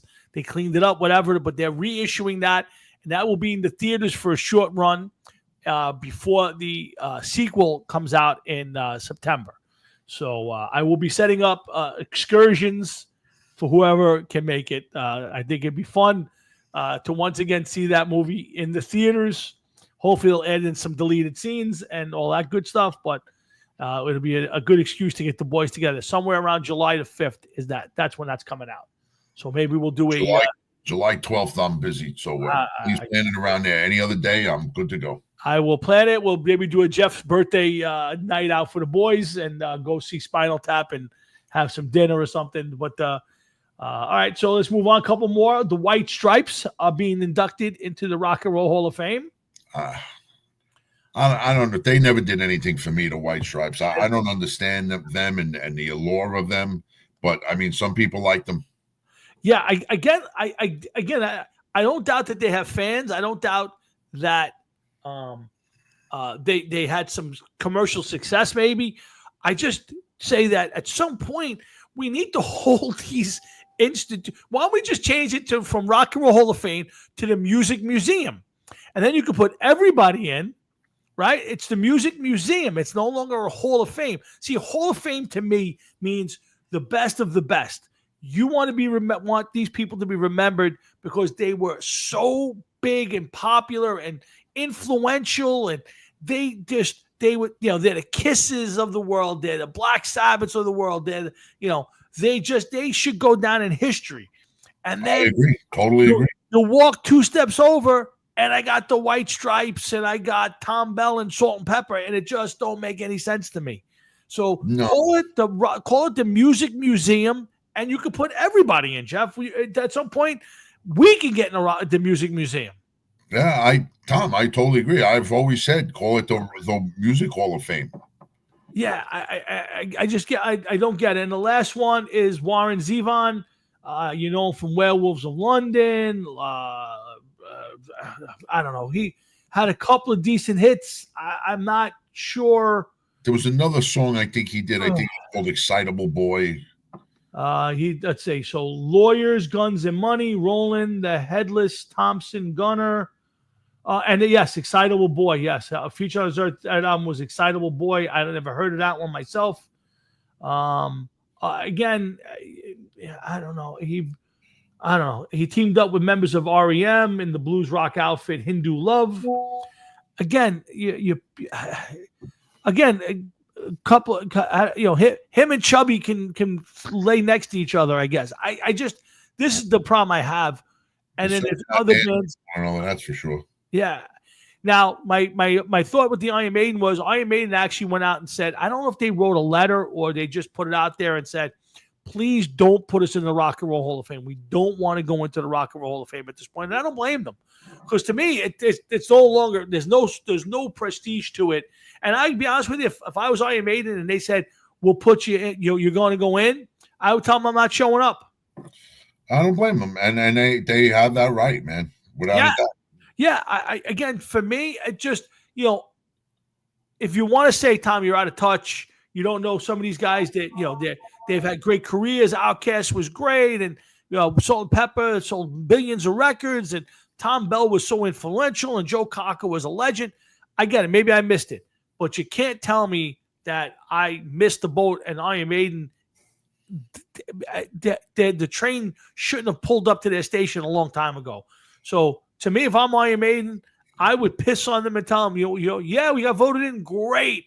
Put a picture of us in because we ain't showing up. Yeah, I don't blame them. I wouldn't blame them. I don't know. How do you here's the thing. Yeah. How do you fix it? Like, realistically, how do you, the Football Hall of Fame, they have a bunch of guys who are writers who cover the NFL for years. And those guys sit in a room and they argue over what players should and should not be invited to be in there, right? But the bottom line is they're all football players. So whether you cover the Buffalo Bills or you cover the Jets or you cover the Saints, you watch football. You see most of the highlights of every game. You see each team. You watch players. How do you come up with a group of people who judge these bands based on what? Like, what is the criteria for We- the we people talk who make about this this all decision. the time, and we discuss this all the time, every year, at least once a year, maybe twice a year when they have their inductions, and we talk about this. And it's hard to say, because if you're going to call it the Rock and Roll Hall of Fame, then the first genre of music that they should be involved in is rock and roll.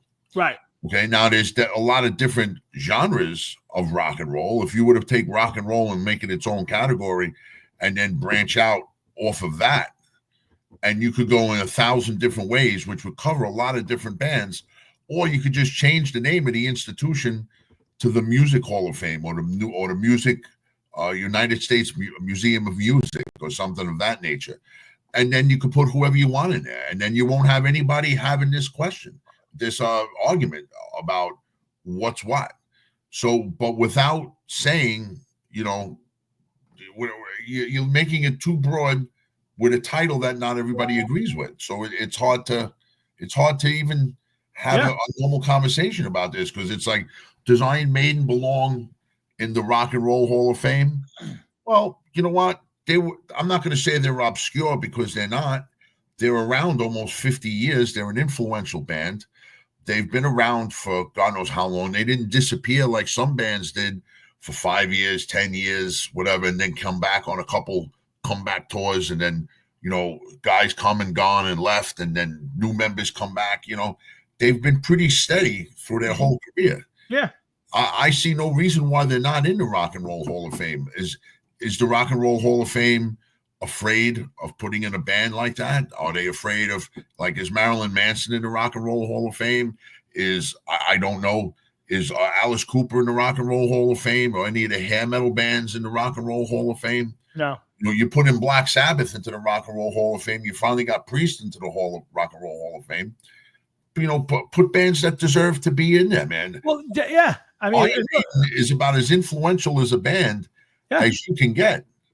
Yeah, my problem is they put bands in, and now listen, does Metallica belong in there? Sure they did, but should they have gotten in there before Iron Maiden? No, absolutely not.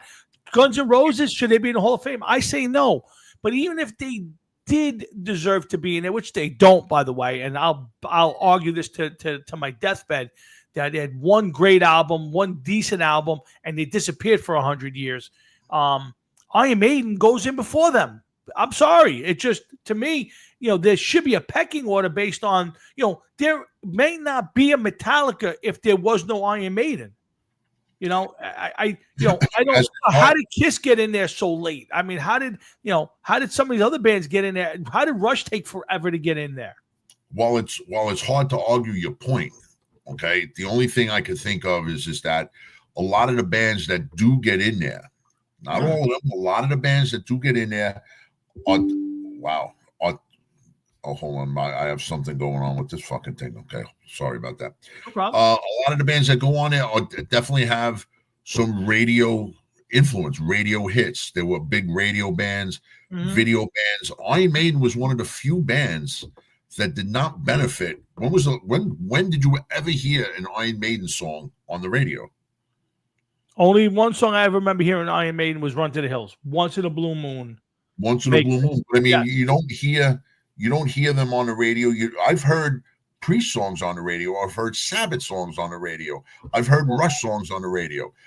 I've even heard Metallica songs on the radio. I've never once ever heard a fucking Iron Maiden song on the radio. I would tell you that the only one would have been "Run to the Hills," and that would have been once in a blue moon on, like, late at night. Every once in a while, one of those stations would have like a Saturday night thing where they play a lot of metal stuff, and Maiden. That's the only song I've ever heard from Maiden. But you're right. I've heard Rush. Priest has got a ton of music on the radio back in with the Screaming for Vengeance stuff, even with British Steel.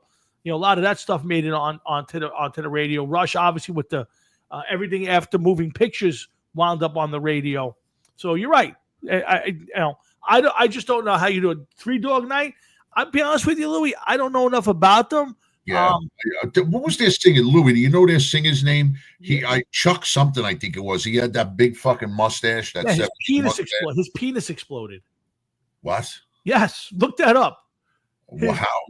I think I want to say he told the story on the Howard Stern show, and he went to the hospital Yes, that's it. Yep. because his penis exploded. How the fuck did that? I don't know. Look, you have to look it up. I'm telling you. Sorry, I gotta look this up. Not that I want to see his penis. No, I'm just saying it like popped, like it like exploded. For lack of a better, I remember him telling the story. It was hysterical.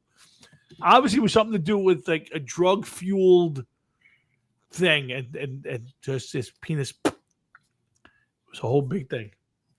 I'm almost positive. I could be off, but I actually like Three Dog Night. There's a couple of their tunes that I can listen to every time it comes on, and I'm not a fan of 70s music. I'm just not. But they're a very 70s orientated band. Yes. He's 82 years old. He's still with us. Okay. Is his penis still with us? I do not know about that. I looked it up real quick, but see, Louis said I was right. I'm telling you, his penis exploded. I believe he's on. I'm telling you, you're gonna have to find that story because I remember listening and crying. I mean, you feel. I mean, obviously, it's no laughing matter, but when somebody tells you, did he have one when did they fix it? Yeah, I believe it was one of those things where I kind of like split open.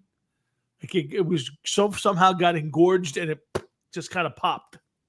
Jesus fucking Christ. Yeah, I'm almost positive that was the story. But again, I have no problem with bands like that. Yeah, I'd have to find the story, but I remember hearing it. But again, I have no problem with bands like that who, did some significant stuff back in the day. But when you start creaking out, again, Chubby Checker, great guy, was around forever. He was known for one song, and they took that one song and turned it into the Peppermint Twist. So the guy had two songs. I can't put him in a Rock and Roll Hall of Fame. It's like Richie Valens. Richie Valens had a couple of decent songs. They lived forever, but the guy made one album. I don't even know it was a full album. So, I mean, you have to. There's got to be a criteria. Otherwise, turn it into the museum. I'm looking real quick about the Three Dog Night. They put out an album in 68, 69, 70, another one in 70, 72, another one in 72, 73, 74, 75, 76, and then nothing until 2002. I think they sold it that many albums in the 70s because they did nothing but put albums out in the 70s, man. That's 1, 2, 3, 4, 5, 6, 7, 8 albums in 6 years. Okay, so I found the Chuck Negron thing. 5 rock and roll urban legends that are true. Smoke on the Water is based on a true story. Gene Simmons owes a few apologies. Chuck Negron penis is filled with regret. Read us the story, Uncle Tom. Hold on. Okay, so while Three Dog Night wasn't exactly the kiss of their day, they were popular to warrant special attention, and one of the band's singers, Chuck Negron, loved the attention, regularly making use of services of groupies, and who can blame him? Things turned south when his penis had become chafed and swollen. In his autobiography, Negron recounts thinking that this was a good thing and equated the swelling with working out other muscles in his body, proving that you don't have to be terribly keen on common sense. The doctor told Negron no more sex, but being the kind of guy who thinks penis swelling is a good sign of physical strength, Negron ignored this, leading to now infamous penis explosion. According to Negron, his organs split down the middle like a hot dog, accompanied by a pleasant ripping sound. Sure, your next cookout. He was stitched back up the same night and continued to live a presumably penis happy life. However, the lesson still stands: listen to your doctor, even if you consider yourself a sex god. Jesus fucking Christ, man. So for some reason, his penis swelled up and split down the middle. Like a hot dog at a barbecue. Oh, my God. Jeff, not only are we funny, but we're informative as well. Yeah, well, what's funny is that's probably never going to happen to me. Yeah, I would say. I don't think I have any of those problems, but that's okay. What the hell? Oh, but let me ask you a question. Like, if your penis swells up and chafes, at some point you got to go, all right, I got to slow this down. I got to slow down a little bit here. I would like to think, so that you would want to slow it down, but I guess when it's being thrown at you left and right, I'm living for today, I guess. But I mean, who knows? My dick could explode tomorrow, and lo and behold, pop, Yeah. You better stop. Your penis is gonna explode. Fuck that. What's the worst that's gonna happen? The worst part of that was the last part of that sentence. Where is it? Hold on. It said okay. According to Negron, his organs split down the middle like a hot dog, accompanied by a pleasant ripping sound. I'm sorry. I don't care what happens.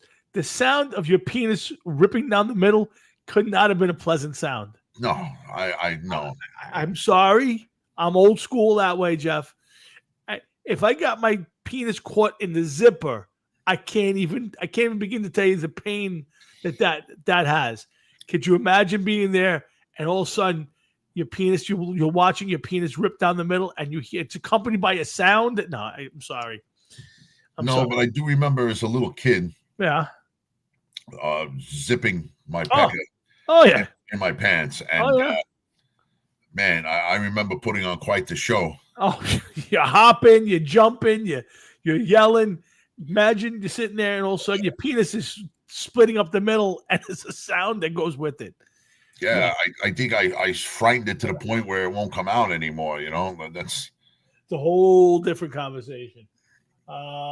So let's see. Okay, so while we're still on the, so again, I think I don't know how many more times we can have these conversations on the air. I don't, but it just I hope at some point, and I know they won't because it's too much money, but they should just turn. And I think it would be just as huge, honestly, of an attraction if you called it the Music Museum, because then you could put whoever you want in. There's no voting. Every year you could say, okay, we're going to put 3 more people up. There's no need to vote. We're going to put just 3 people in, and you can have exhibits. You can do everything you do with the Hall of Fame. But to this point, it's so cheap in that it just can't be the Rock and Roll Hall of Fame anymore. I as much as I understand your point and I agree with what you're saying, I have to disagree with this much, okay? For the bands that have already made it in there, and the bands that are waiting to get in that haven't been acknowledged yet, that haven't made it in there yet. Yep. Okay. When you look at some of the bands that are in compared to some of the bands that haven't made it yet, even though if they were to rename it so you could put all of these other bands in, I think it kind of lessens the thrill of the bands that are waiting to get in. It's like Pete Rose died a year ago. Yeah, no, not even a few months ago, really. Yeah. Okay, and now all of a sudden he's eligible to be in the Baseball Hall of Fame. That to me just cheapens everything about it. It means nothing to me. If I was his family, I would turn around and say, you know what, listen, Pete's where he belongs, okay, in the hearts of his fans, and that's that. Yeah. Okay, we don't want, and we're not going to acknowledge because you didn't do it while he was alive. What should have been said to Pete Rose immediately upon being caught, you should have said, listen, you got a lifetime ban, okay? Well, which a lifetime ban to me is lifetime. Right. So if it's not lifetime, you're banned indefinitely because we do plan on letting you come back. So it's not a lifetime ban. That's one thing. Second of all, if you said to him, you're banned from going into the Hall of Fame indefinitely, whether it was 5, 10, 15, 20, 25 years, whatever it was, whatever the punishment that you deemed. But after that, you said, we're going to put you in. We'll put you in as a player. But no matter how good of a manager you are, you can never be in the Hall of Fame for your managerial record. Right. There's nothing that you can do. That's your punishment. You could have been the greatest manager in all of baseball. You were a player manager. Forget it. We're not even mentioning you as a manager. It's all about the player and the stats. And the only thing that we're going to put in is your stats, your number of times you were all-star, number of times that you won a World Series. That is it. Nothing. No bio, no nothing. But put him in and acknowledge what he did to the game, the hitting streak, the all-time hits. That needs to be acknowledged. It needs to be acknowledged. I'm back. If you can hear me, I hope you can see me. I hear you, but you're looking off into left field for whatever reason. I don't know what's going on here. Yeah, for some reason, let me start the camera. Hold on. There you go. Okay. No. Good God, look at this. What's the matter? There's two of you. Are there? I see two of you. I'm gonna take a. Oh, now there's one of you. There you go. Okay. All is back to normal. Yeah. I before we move on from this, I found a note here. There's 25, the top 25 bands not in the Rock and Roll Hall of Fame. Can I run them down for you real quick? Yeah, sure. Go right ahead. Tell me if it's just quick and easy. Let's run through it. Should they be in at this point or not? Just a yes or no. Blue Oyster Cult. Wow, and you got to start with one like that too. And that's number 25. I'm gonna say yes, only because of their longevity. But they really didn't pump out that many hits, did they? I mean, two that I could. Well, really three. They had "I'm Burning for You," Godzilla, and I'm for you. Yeah, so they had three. I would say top 10 hits. I don't know if Godzilla was a top 10 hit. It was known. It was a known hit, but I'm gonna go yes. Yeah, I agree. I'm based on what they put in. Yeah, Jay Giles Band. Yes. Okay, I won't argue. Boston. Boston is not in the Hall of Fame. Yes, Boston is not in the Rock and Roll Hall of Fame. Yeah, they definitely below. That first album alone gets them in the Hall. It's probably the best. It's probably the greatest debut album of all time. One, if not a top, not the greatest, definitely top 5. Yeah, 100%. The Guess Who? The who? The Guess Who? Dude, I do not know enough about them to say yes or no. To be honest with you. Yeah, I'm with you. I got a band here that I think was one of the original Lemmy bands, Hawkwind. No. Yeah, I agree. Not enough of a catalog.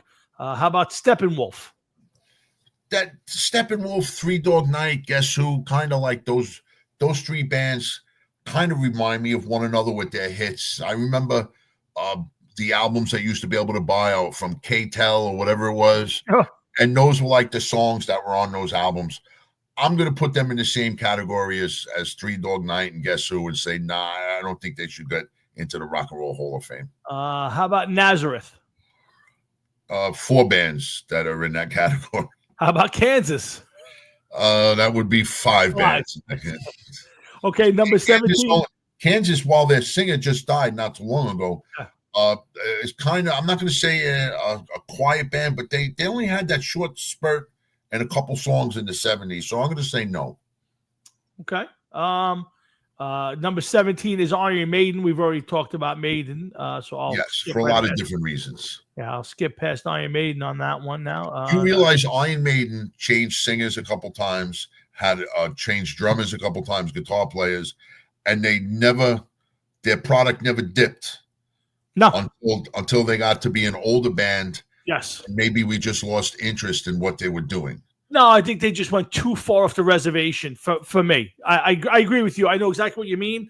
I just think, if they could have, I don't know why this page is giving me such a hard time.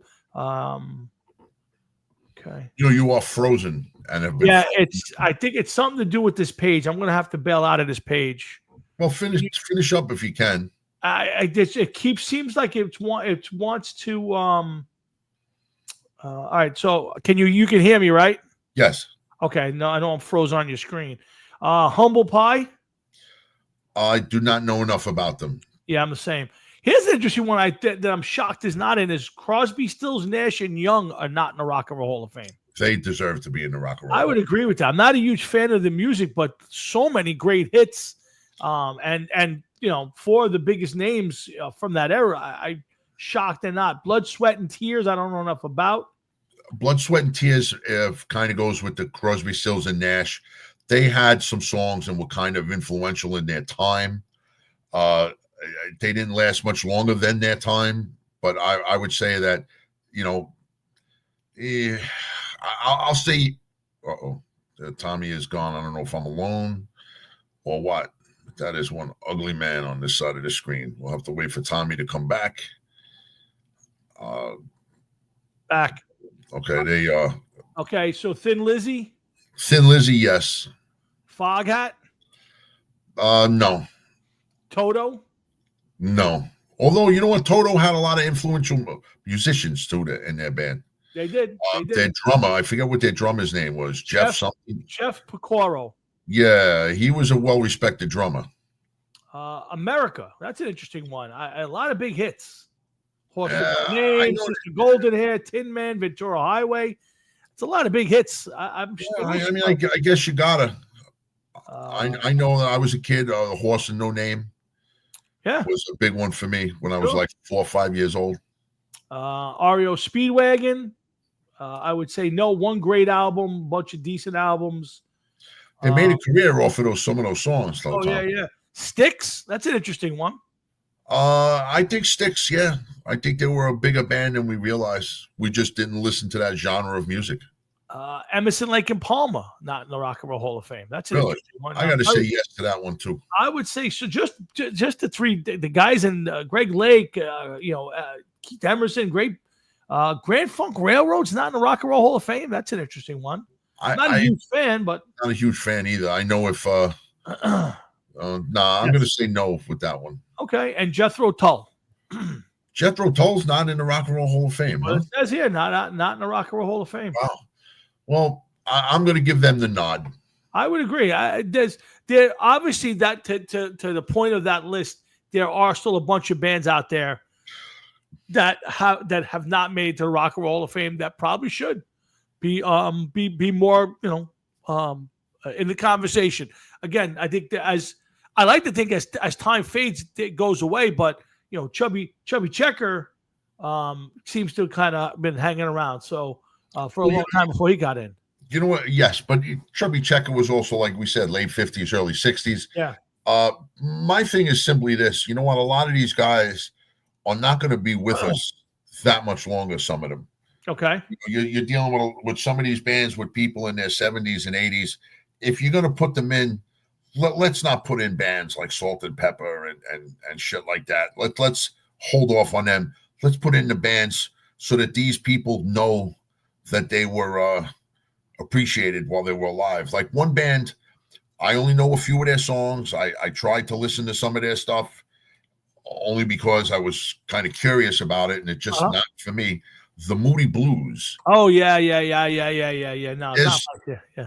Just like Molly Hatchet, there is nobody left from the original Moody Blues. Oh, is that true? Yeah. They're all gone. I don't know if they're in the Rock and Roll Hall of Fame or not, and I don't know if any of them realized that they made it into the Rock and Roll Hall of Fame. But when you think of some of the bands that are just no longer here, the Ramones, one of those bands, they're just not here no more. Yeah. And, they'll never know if they made it to the Rock and Roll Hall of Fame. Sure. Who knows if anybody knows if they would have cared if they made the Rock and Roll Hall of Fame. Very true. But some of these bands, were deserving of a spot in the Rock and Roll Hall of Fame before some of the bands that were in there. Mm-hmm. And listen, I guess when you have the wrong people in a position of influence, I believe the Moody Blues are in the Rock and Roll Hall of Fame. They got in 2018 along with Ann Wilson. They were inducted by Ann Wilson of Heart. Okay. So yes, the Moody Blues are in the Rock and Roll Hall of Fame. Okay. I mean, there's a couple songs that I have. They went in with Dire Straits, The Cars, Nina Simone, Sister Roberta Tharpe was the other members of that Rock and Roll Hall of Fame class, 2018. So yes. And we probably talked about it. And we probably we don't know much about them. So yeah. I mean, that's probably almost 10 years later, we still don't know much about them. Pretty much. Yeah, pretty much. All right. So speaking, we're staying on Rock and Roll, we'll stay on the Hall of Fame, and we'll go back to the Pete Rose thing because we really haven't discussed it. Now, I know your stance, and I said it for years, Pete will get in when he's dead. Now, he's not in the Rock and Roll. All he's been is reinstated, and the commissioner did a smart thing. I don't agree with it, but it's a smart thing. He came out and said, your punishment ends. It's a lifetime ban. So the minute you die, you're no longer banned because your life is basically over. So Shoeless Joe Jackson and Pete Rose now are eligible to be voted into the Baseball Hall of Fame. Now, they can't go into the regular yearly baseball writers. They have to wait for the Veterans Committee. So, Jeff, the Veterans Committee gets together every 3 years. I think they only vote one person in at a time, if I'm not mistaken. It could be 3. I thought it was only 1. So, in your mind, as a casual baseball fan, we'll call you, would it bother you if either get in or if neither get in? What's your feeling on, let's say, 2027? They say, Jeff, you're the deciding vote. You can have one or the other or neither. How would you vote? Well, I got to be honest with you. I would have to put in Pete Rose. I don't know much about Shoeless Joe Jackson, other than he's probably more famous for the scandal he was caught up in. He's a great player back in his day. Probably the best player of his day. But let me ask you this question real fast. Is what he did worse than what Rose did? Because while he took money, there's no proof he actually threw any games. He hit the only home run of the whole series. He hit like 300 or 400 for the series. He played really well, other than a couple of errors, but he took money, and his team threw the World Series. Or is Pete Rose worse? Which one is the worse offense, or is it the same? That's a hard one because one, I don't know much about the Shoeless Joe Jackson story, but I heard he was a good player. I did not know what his role was as far as taking money and everything else. That I do not know. All right. So, but it might have been something where, like, listen, it's one of us or not all of us. You know what I mean? We're getting it. You're taking it. That's it. So maybe he was forced to take it. Maybe he was ostracized because he did play hard. I don't know. But as far as a manager goes, I would think that a manager would be able to fix games a little bit easier than a player, because a manager could just be like, well, I'm going to leave this pitcher out here. Like, this is a pinch hit situation. I'm not pinch hitting. He's going to stay out there.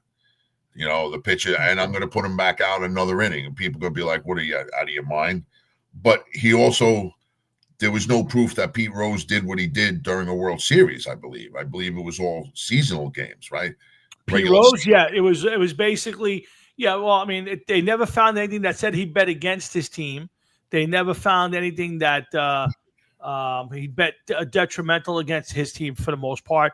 Yeah, I don't think he's ever. I don't know if he managed in the World Series or not. I'd have to look at that. I don't know either. Because back then they went back to the World Series. It was with Lou Piniella in '91. So no, he never managed in the postseason with the Reds. Again, to me, it's all the same. I said for years he should be banned from being involved in baseball, but he should be in the Hall of Fame. I thought what he did was wrong, but as a player, I would have allowed him in. I hope he gets in. He's going to get in one day. Yeah, I think Joe Jackson's going to have a harder time getting in. If you ever get the chance, I know you're not a big TV guy, but if you ever get a chance to watch the movie 8 Men Out, it's a pretty good story about what happened with Shoeless Joe Jackson and the Black Sox or the White Sox team that threw the World Series. It kind of explains what the owner of the team did, why they took the money. They never really even got the money. They got screwed by the gamblers. Then they were trying to win the World Series, and then they got threatened, so they had to throw the World Series. It was 8 Men Out. It's a really good. I've heard movie. About the movie before. Yeah, just so you know, Pete Rose's managerial record was 426 and 388 as a manager. Okay. So it wasn't. I highly doubt that he made it to the postseason. Yeah. As a manager. Yeah, I don't. Back then, you had to win. They weren't a great team. It wasn't until after he got bounced out, then. And he only was a manager of the Cincinnati Reds. He didn't manage the Phillies. No, he played for the Phillies. I don't think he was a player manager for the Phillies. His last team was the Phillies, I believe, and then he went back to the Reds. I think he went back to the Reds early on as a player manager, and then became just a manager. He played with the Reds from 63 to 78. Mm-hmm. He played with the Phillies from 79 to 83. 1 year with the Expo, not even a half a year with the Expos, I would guess. Yep. In 84, and then he went to the Reds, back to the Reds from 84 to 86, where he went on as a player manager, and he was with the Reds from 84 to 89. Yeah. So, So yeah. he was 84, 89, 84, 85, 86, 87, 89. 5 years, and he won 400 and something games. But Yeah, so he's averaging 80 games, 80 wins a year. So he was an average. They were an average team, but he went back to. He might have been the last player manager. he was. Yeah, he probably was the last one. And then after that, I think after that they brought in Lou Piniella, who wound up winning the World Series with the Reds. I think in 91 or 92. I think it was 91. But yeah, I mean, I think Lou gets in. He deserves to get in. Shoeless Joe. I don't know. The guy was a great player. It's obviously way before my time. I do think he'll get in. I think there's a lot of, because of that movie, but more so because of Field of Dreams. There's a lot of sentiment around Shoeless Joe. I think Shoeless Joe gets in. Kind of one of those, lets his soul rest. He tried forever to get himself back into baseball and into the Hall of Fame when it came out.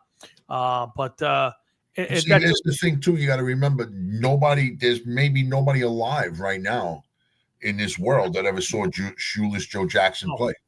His last year was 1920. Right, 1919 was the World Series. World Series scandal was 1919. My grandmother was born in 1919. Yeah, she would have been 106 years old. Yeah, so you're right. There's not he bounced around a bunch of leagues in Jersey and around the country for a few years after that. So maybe he played into the 1930s. But even then, I at this point, I don't think there's a person alive who can say they saw Shoeless Joe Jackson play baseball. So yeah, let me just real quick. He played with the Cleveland Naps in 1913. He died in 1951. He was born in 1887. He made his major league debut August 25th, 1908 for the Philadelphia Athletics. His last major league appearance was September 27th, 1920 for the Chicago White Sox. He batted .356, 54 home runs, 792 RBIs. He was a 1917 World Series champion. He's in the Cleveland Guardians Hall of Fame. Oh, wow. He played with the Philly Athletics from 1908 to 1909, the Cleveland Naps and / Indians 1910 to 1915, and then Chicago White Sox 1915 to 1920. Oh, I didn't know that. Yeah, it doesn't. I'm not going to get too far into this and see where he went after that. Yeah, he went to a bunch of semi-pro teams. That's the urban legend that people saw him playing, and he was playing under different names. So I don't know if there'll be any sort of record of what he did after that. But the urban legend is that he played for a few years. Well after that.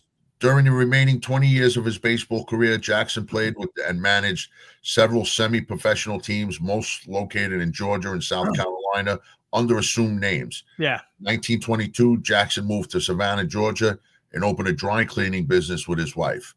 In 1933, Jackson's moved back to Greenville, South Carolina, after opening a barbecue restaurant, and his wife opened Joe Jackson's Liquor Store, which they operated until his death. Oh, wow. One of the better-known stories of Jackson's post-major league life occurred at the store when Ty Cobb and sports writer Grantland Rice entered the store with Jackson showing no sign of recognition of Cobb. After making the purchase, Cobb finally asked Jackson, "Don't you know me, Joe?" Jackson replied, "Sure, I know you, Ty, but I wasn't sure you wanted to know me. A lot of them don't." So that's sad. That's a sad story. It's funny. My stepdaughter lives in Greenville, South Carolina. So next time I go there, that liquor store is. I'm gonna have to do a little searching next time I go down there, see if I can find that out. That's a good question. I doubt it's there, but I'm sure there's got to be some sort of a plaque on a wall someplace. Shoeless Joe Jackson. You would like to think so, Tom, but you want to know something? There might have been, with different leagues and everything else in Major League Baseball in its infancy at that point in time, who knows what records were kept, what acknowledgments were kept, who gave a shit about who, you know what I mean? There might not be anything about some of these people that played and were in the game back then. You're talking over 100 years ago. Unless you were a big name like Ruth or Gehrig, or Yeah. you might not even have gotten any recognition from being around in that time. You're 100% correct. So yeah, I'm gonna take a look to see if that was if that's a thing there. But listen, I do think Rose gets in. It'll be interesting if it's the next ballot, which I think is in 27. Listen, at the end of the day, P. Rose got what he deserved. If he had come out at any point, said, just kept his mouth shut, apologized, he probably would have gotten to the Hall of Fame a long time ago. But they were never going to let him enjoy that thing now. Real quick, I got to tell you this because it made me think of, when we talk about old timers like this, it makes me think of certain things. So I had to look up the 1927 Yankees roster. Okay. Because it's 98 years ago. Okay. Wow. Yeah. Okay. So now these are some of the people that were on the team. Okay. Babe Ruth, Lou Gehrig, Tony Lazzari, Earl Combs, Herb Pennock, and Wade Hoyt. This roster featured 9 future Hall of Famers, including manager Miller Huggins and team president Ed Barrow. So that was, man, was quite the fucking, Sure. I mean, listen, people will, the argument in Yankee Dome is it the 27 Yankees or the 61 Yankees? You got Mantle, Maris, Yogi Berra, Elston Howard, Whitey Ford. To me, if you're going based on star power, the 27 Yankees, Gehrig, Ruth, Tony Lazzari, all those guys. I mean, that was as talented a team as there ever was. And to me, you have 2 of the greatest players of all time on that team. I mean, 2 of the greatest players. Mantle, yes, definitely one. But Maris just happened to have a great year. Yeah, to me though, if I take that team, if my Mount Rushmore of Yankees has Mickey Mantle at number 3, and he's behind 2 of the guys that are on that 27 team. So to me, it's Ruth, Gehrig, any way you want. And again, sometimes I can go either way with that. I mean, Gehrig to me is one of the most underrated players of all time. If you look at his number, we've done it. I don't have to convince you. We've done it. Listen, I'm not a baseball guy, you know that, but I got to go with, if I pick my favorite baseball player of all time, I go Lou Gehrig. Yeah. So anytime I see a picture of him, he's got a smile from ear to ear. And that to me, at that point in time, it was the epitome of baseball. They were playing the game because they loved the game. They didn't want to play the game for money. Yeah. God knows those guys didn't have money. And those guys, you signed with the Yankees, you were with the Yankees, unless you got traded, or whatever team you were signed by. And this was a guy that went out and played for years, every day. No days off, no, I'm tired, no, I need a break, no anything. In woolen uniforms.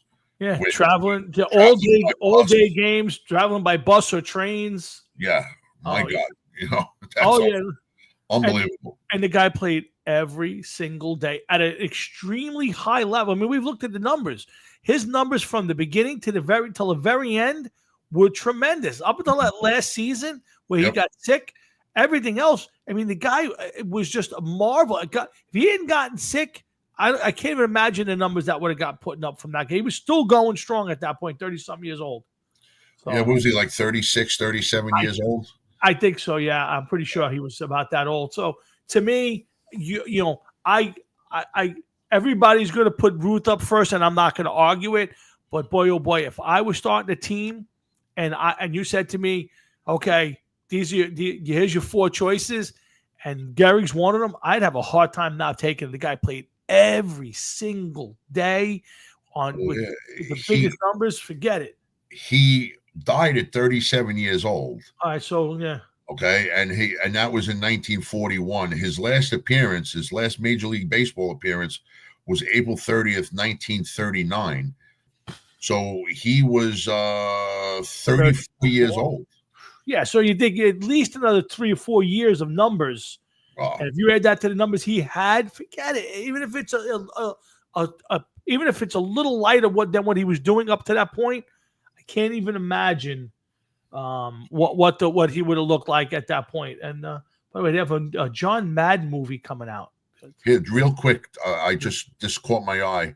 He is widely regarded as one of the greatest baseball players of all time. Gehrig was an All-Star 7 consecutive times, a Triple Crown winner once, an American League Most Valuable Player twice, a member of 6 World Series championship teams. He had a career average of 340, a 632 slugging average, a 447 on-base average. He had 493 home runs and had 1,995 RBIs. He is also one of 19 players to hit 4 home runs in a single game. Wow. What did he average? So he had, how many years did he play and how many homers? He had 493 homers. He played. I'm not on that page, to be honest with you, but so let's say he played from. He led the American League in home runs 3 times, 5-time RBI leader, including 27, 28, 30, 31, 34. Yeah, let's say he averaged 40 home runs a year. And I think it's a little light, but let's say it's 40. So if he plays 4 more years at that level, he has another 160 homers. That means he leaves second all time in home runs behind Ruth, because Ruth hit 715. Not saying that he couldn't have played a few more years and challenged that, but think about it. 4 years he was robbed. If you just took his numbers, took a little off, and you run his numbers out, his numbers are insane. Yeah, they were. I remember doing that. It was incredible, the numbers. Yeah.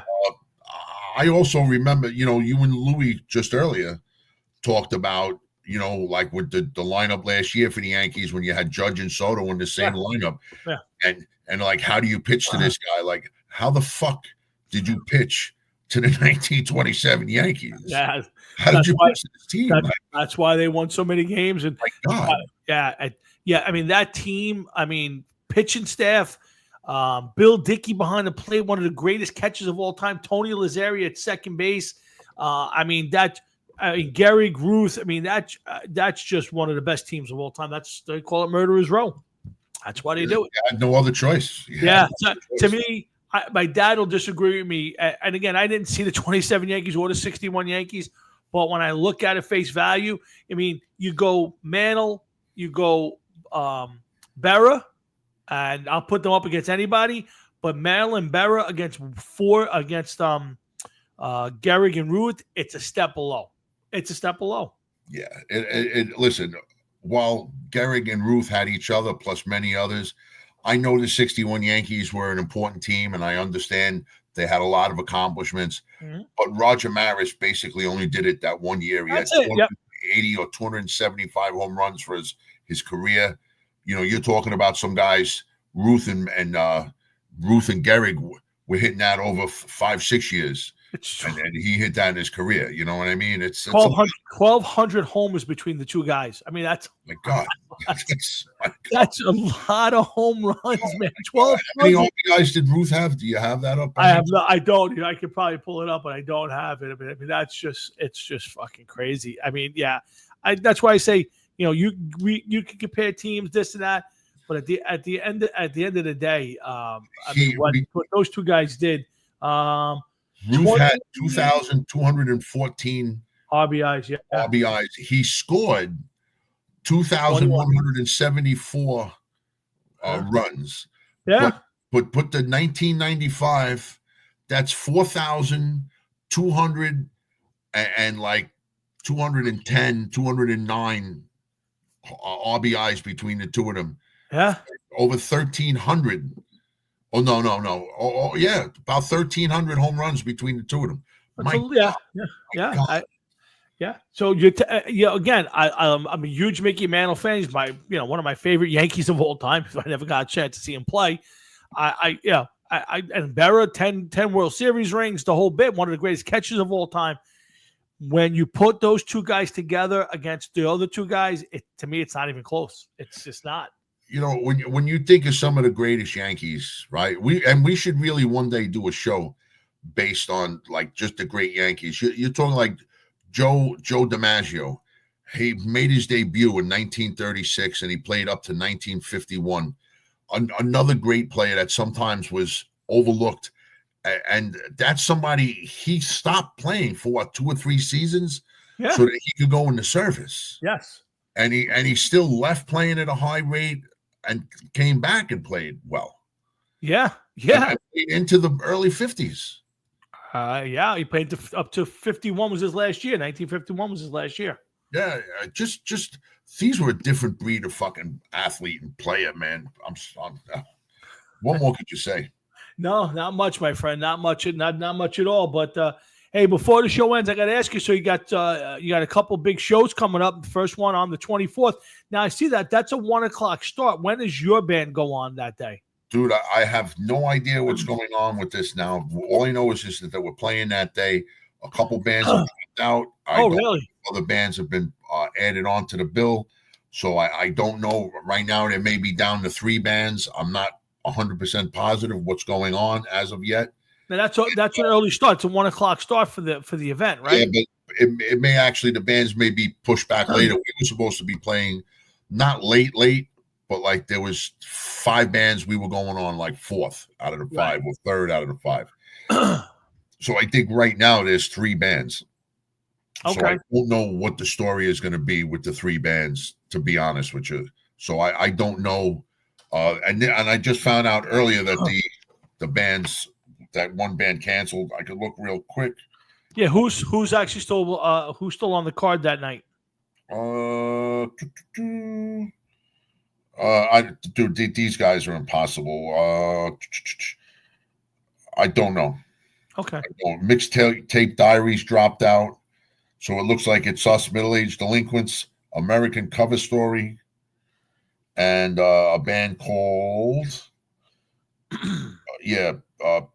Panic Level Orange, Middle-Aged Delinquents, and then American Cover Story. Mixtape Diaries was supposed to go on at 1 p.m., so I don't know if they're going to move the bands up or back or whatever the case is. So I don't know what's going to happen with All right, that. let me know. There's some conversations about some people showing up, so I want to make sure I set it up properly. So when you know a little bit more about the event, and then let me know so we can plot out our arrival. Listen, I would love for as many people to show up as possible, of course. Yep. So let me know about that. Than playing this in front of people, Absolutely. So yes, and then you got the 31st is another gig, right? Yeah, the 31st. I could go to. There's too many good gigs going on. The 24th, the 31st. Then we go all the way to June 21st. There's another gig, 3 in a row at the Trotters. Then the 28th is the barbecue. The 25th is the 29th is 25 Missions. Then there's a show on July 12th at the Rock House. Then a show July 26th at Monahan's. Nothing in August. Nothing in September. And then again in Monahan's in October. So I hope that it slows down a little bit because doesn't 25 Missions usually play that show at the end of the year, that feast festival? The June 29th is the food truck festival. Right. And then at the end of August, beginning of September, depending on the day that we're playing, it's the Richmond County Fair. That's the one that, I know 25 Missions usually plays that. You've played that the last couple of years. So, all right. We have a few more shows this year with 25 Missions. Those guys are getting a little antsy. They want to play, which I'm happy about, man. Sure. I dig. We put a lot of work into 25 Missions, and I'm kind of getting tired of playing in Billy's basement. So it would be nice to play someplace else. I hear you. All right, well, that's cool. Like I said, please update us on the 24th. Let's start with that one, and hopefully we can all get a few of us down there to see you play and hang out a little bit. So we'll see how that plays out. Have you heard from anybody?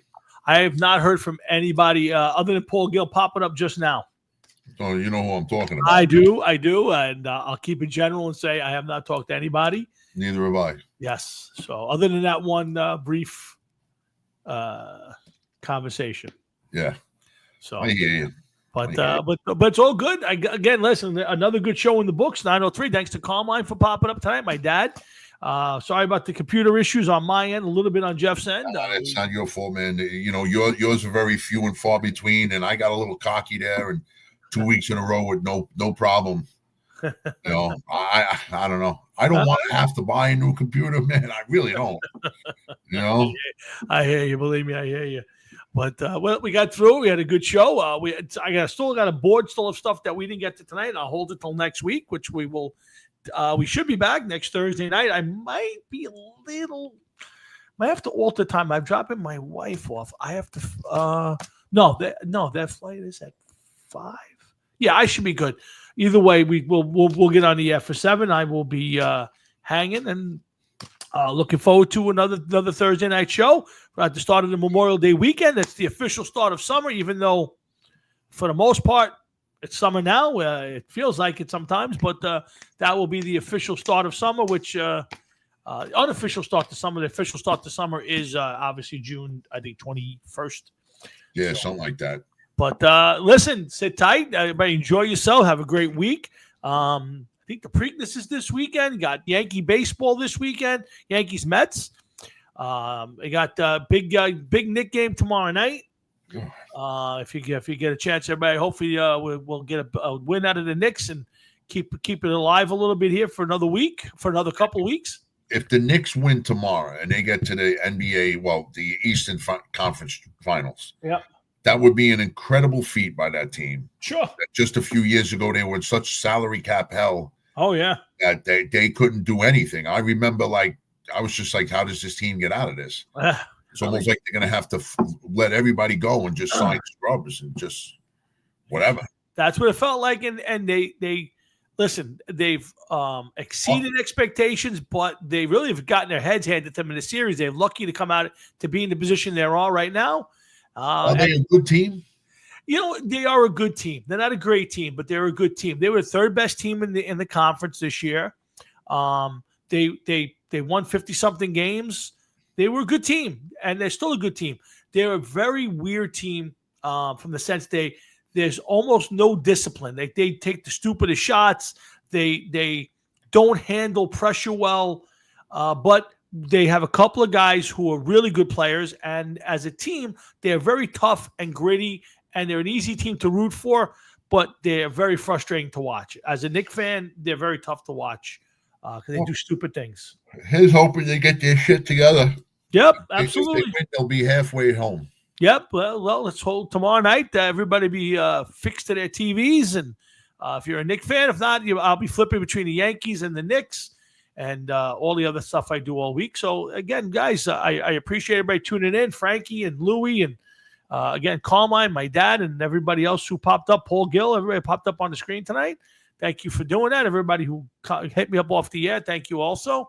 And a big thanks to my partner, Mr. Jeff Towinski. So let's get to it. So, guys, that's it for tonight's edition of the Hard Rocket Sports Show. I want to thank you all for tuning in, and look forward to next Thursday already. So, listen, have a great rest of your night, a great rest of your week, a great weekend, and a great next week. And make sure you join Jeff and I when we do this next Thursday night at 7 p.m. So, for Jeff Towinski, myself, and everybody here at Hard Rocket Sports, enjoy your night, and we'll see you next week. Hefe, I'll talk to you off the air. Later, man. Later, my man. Bye.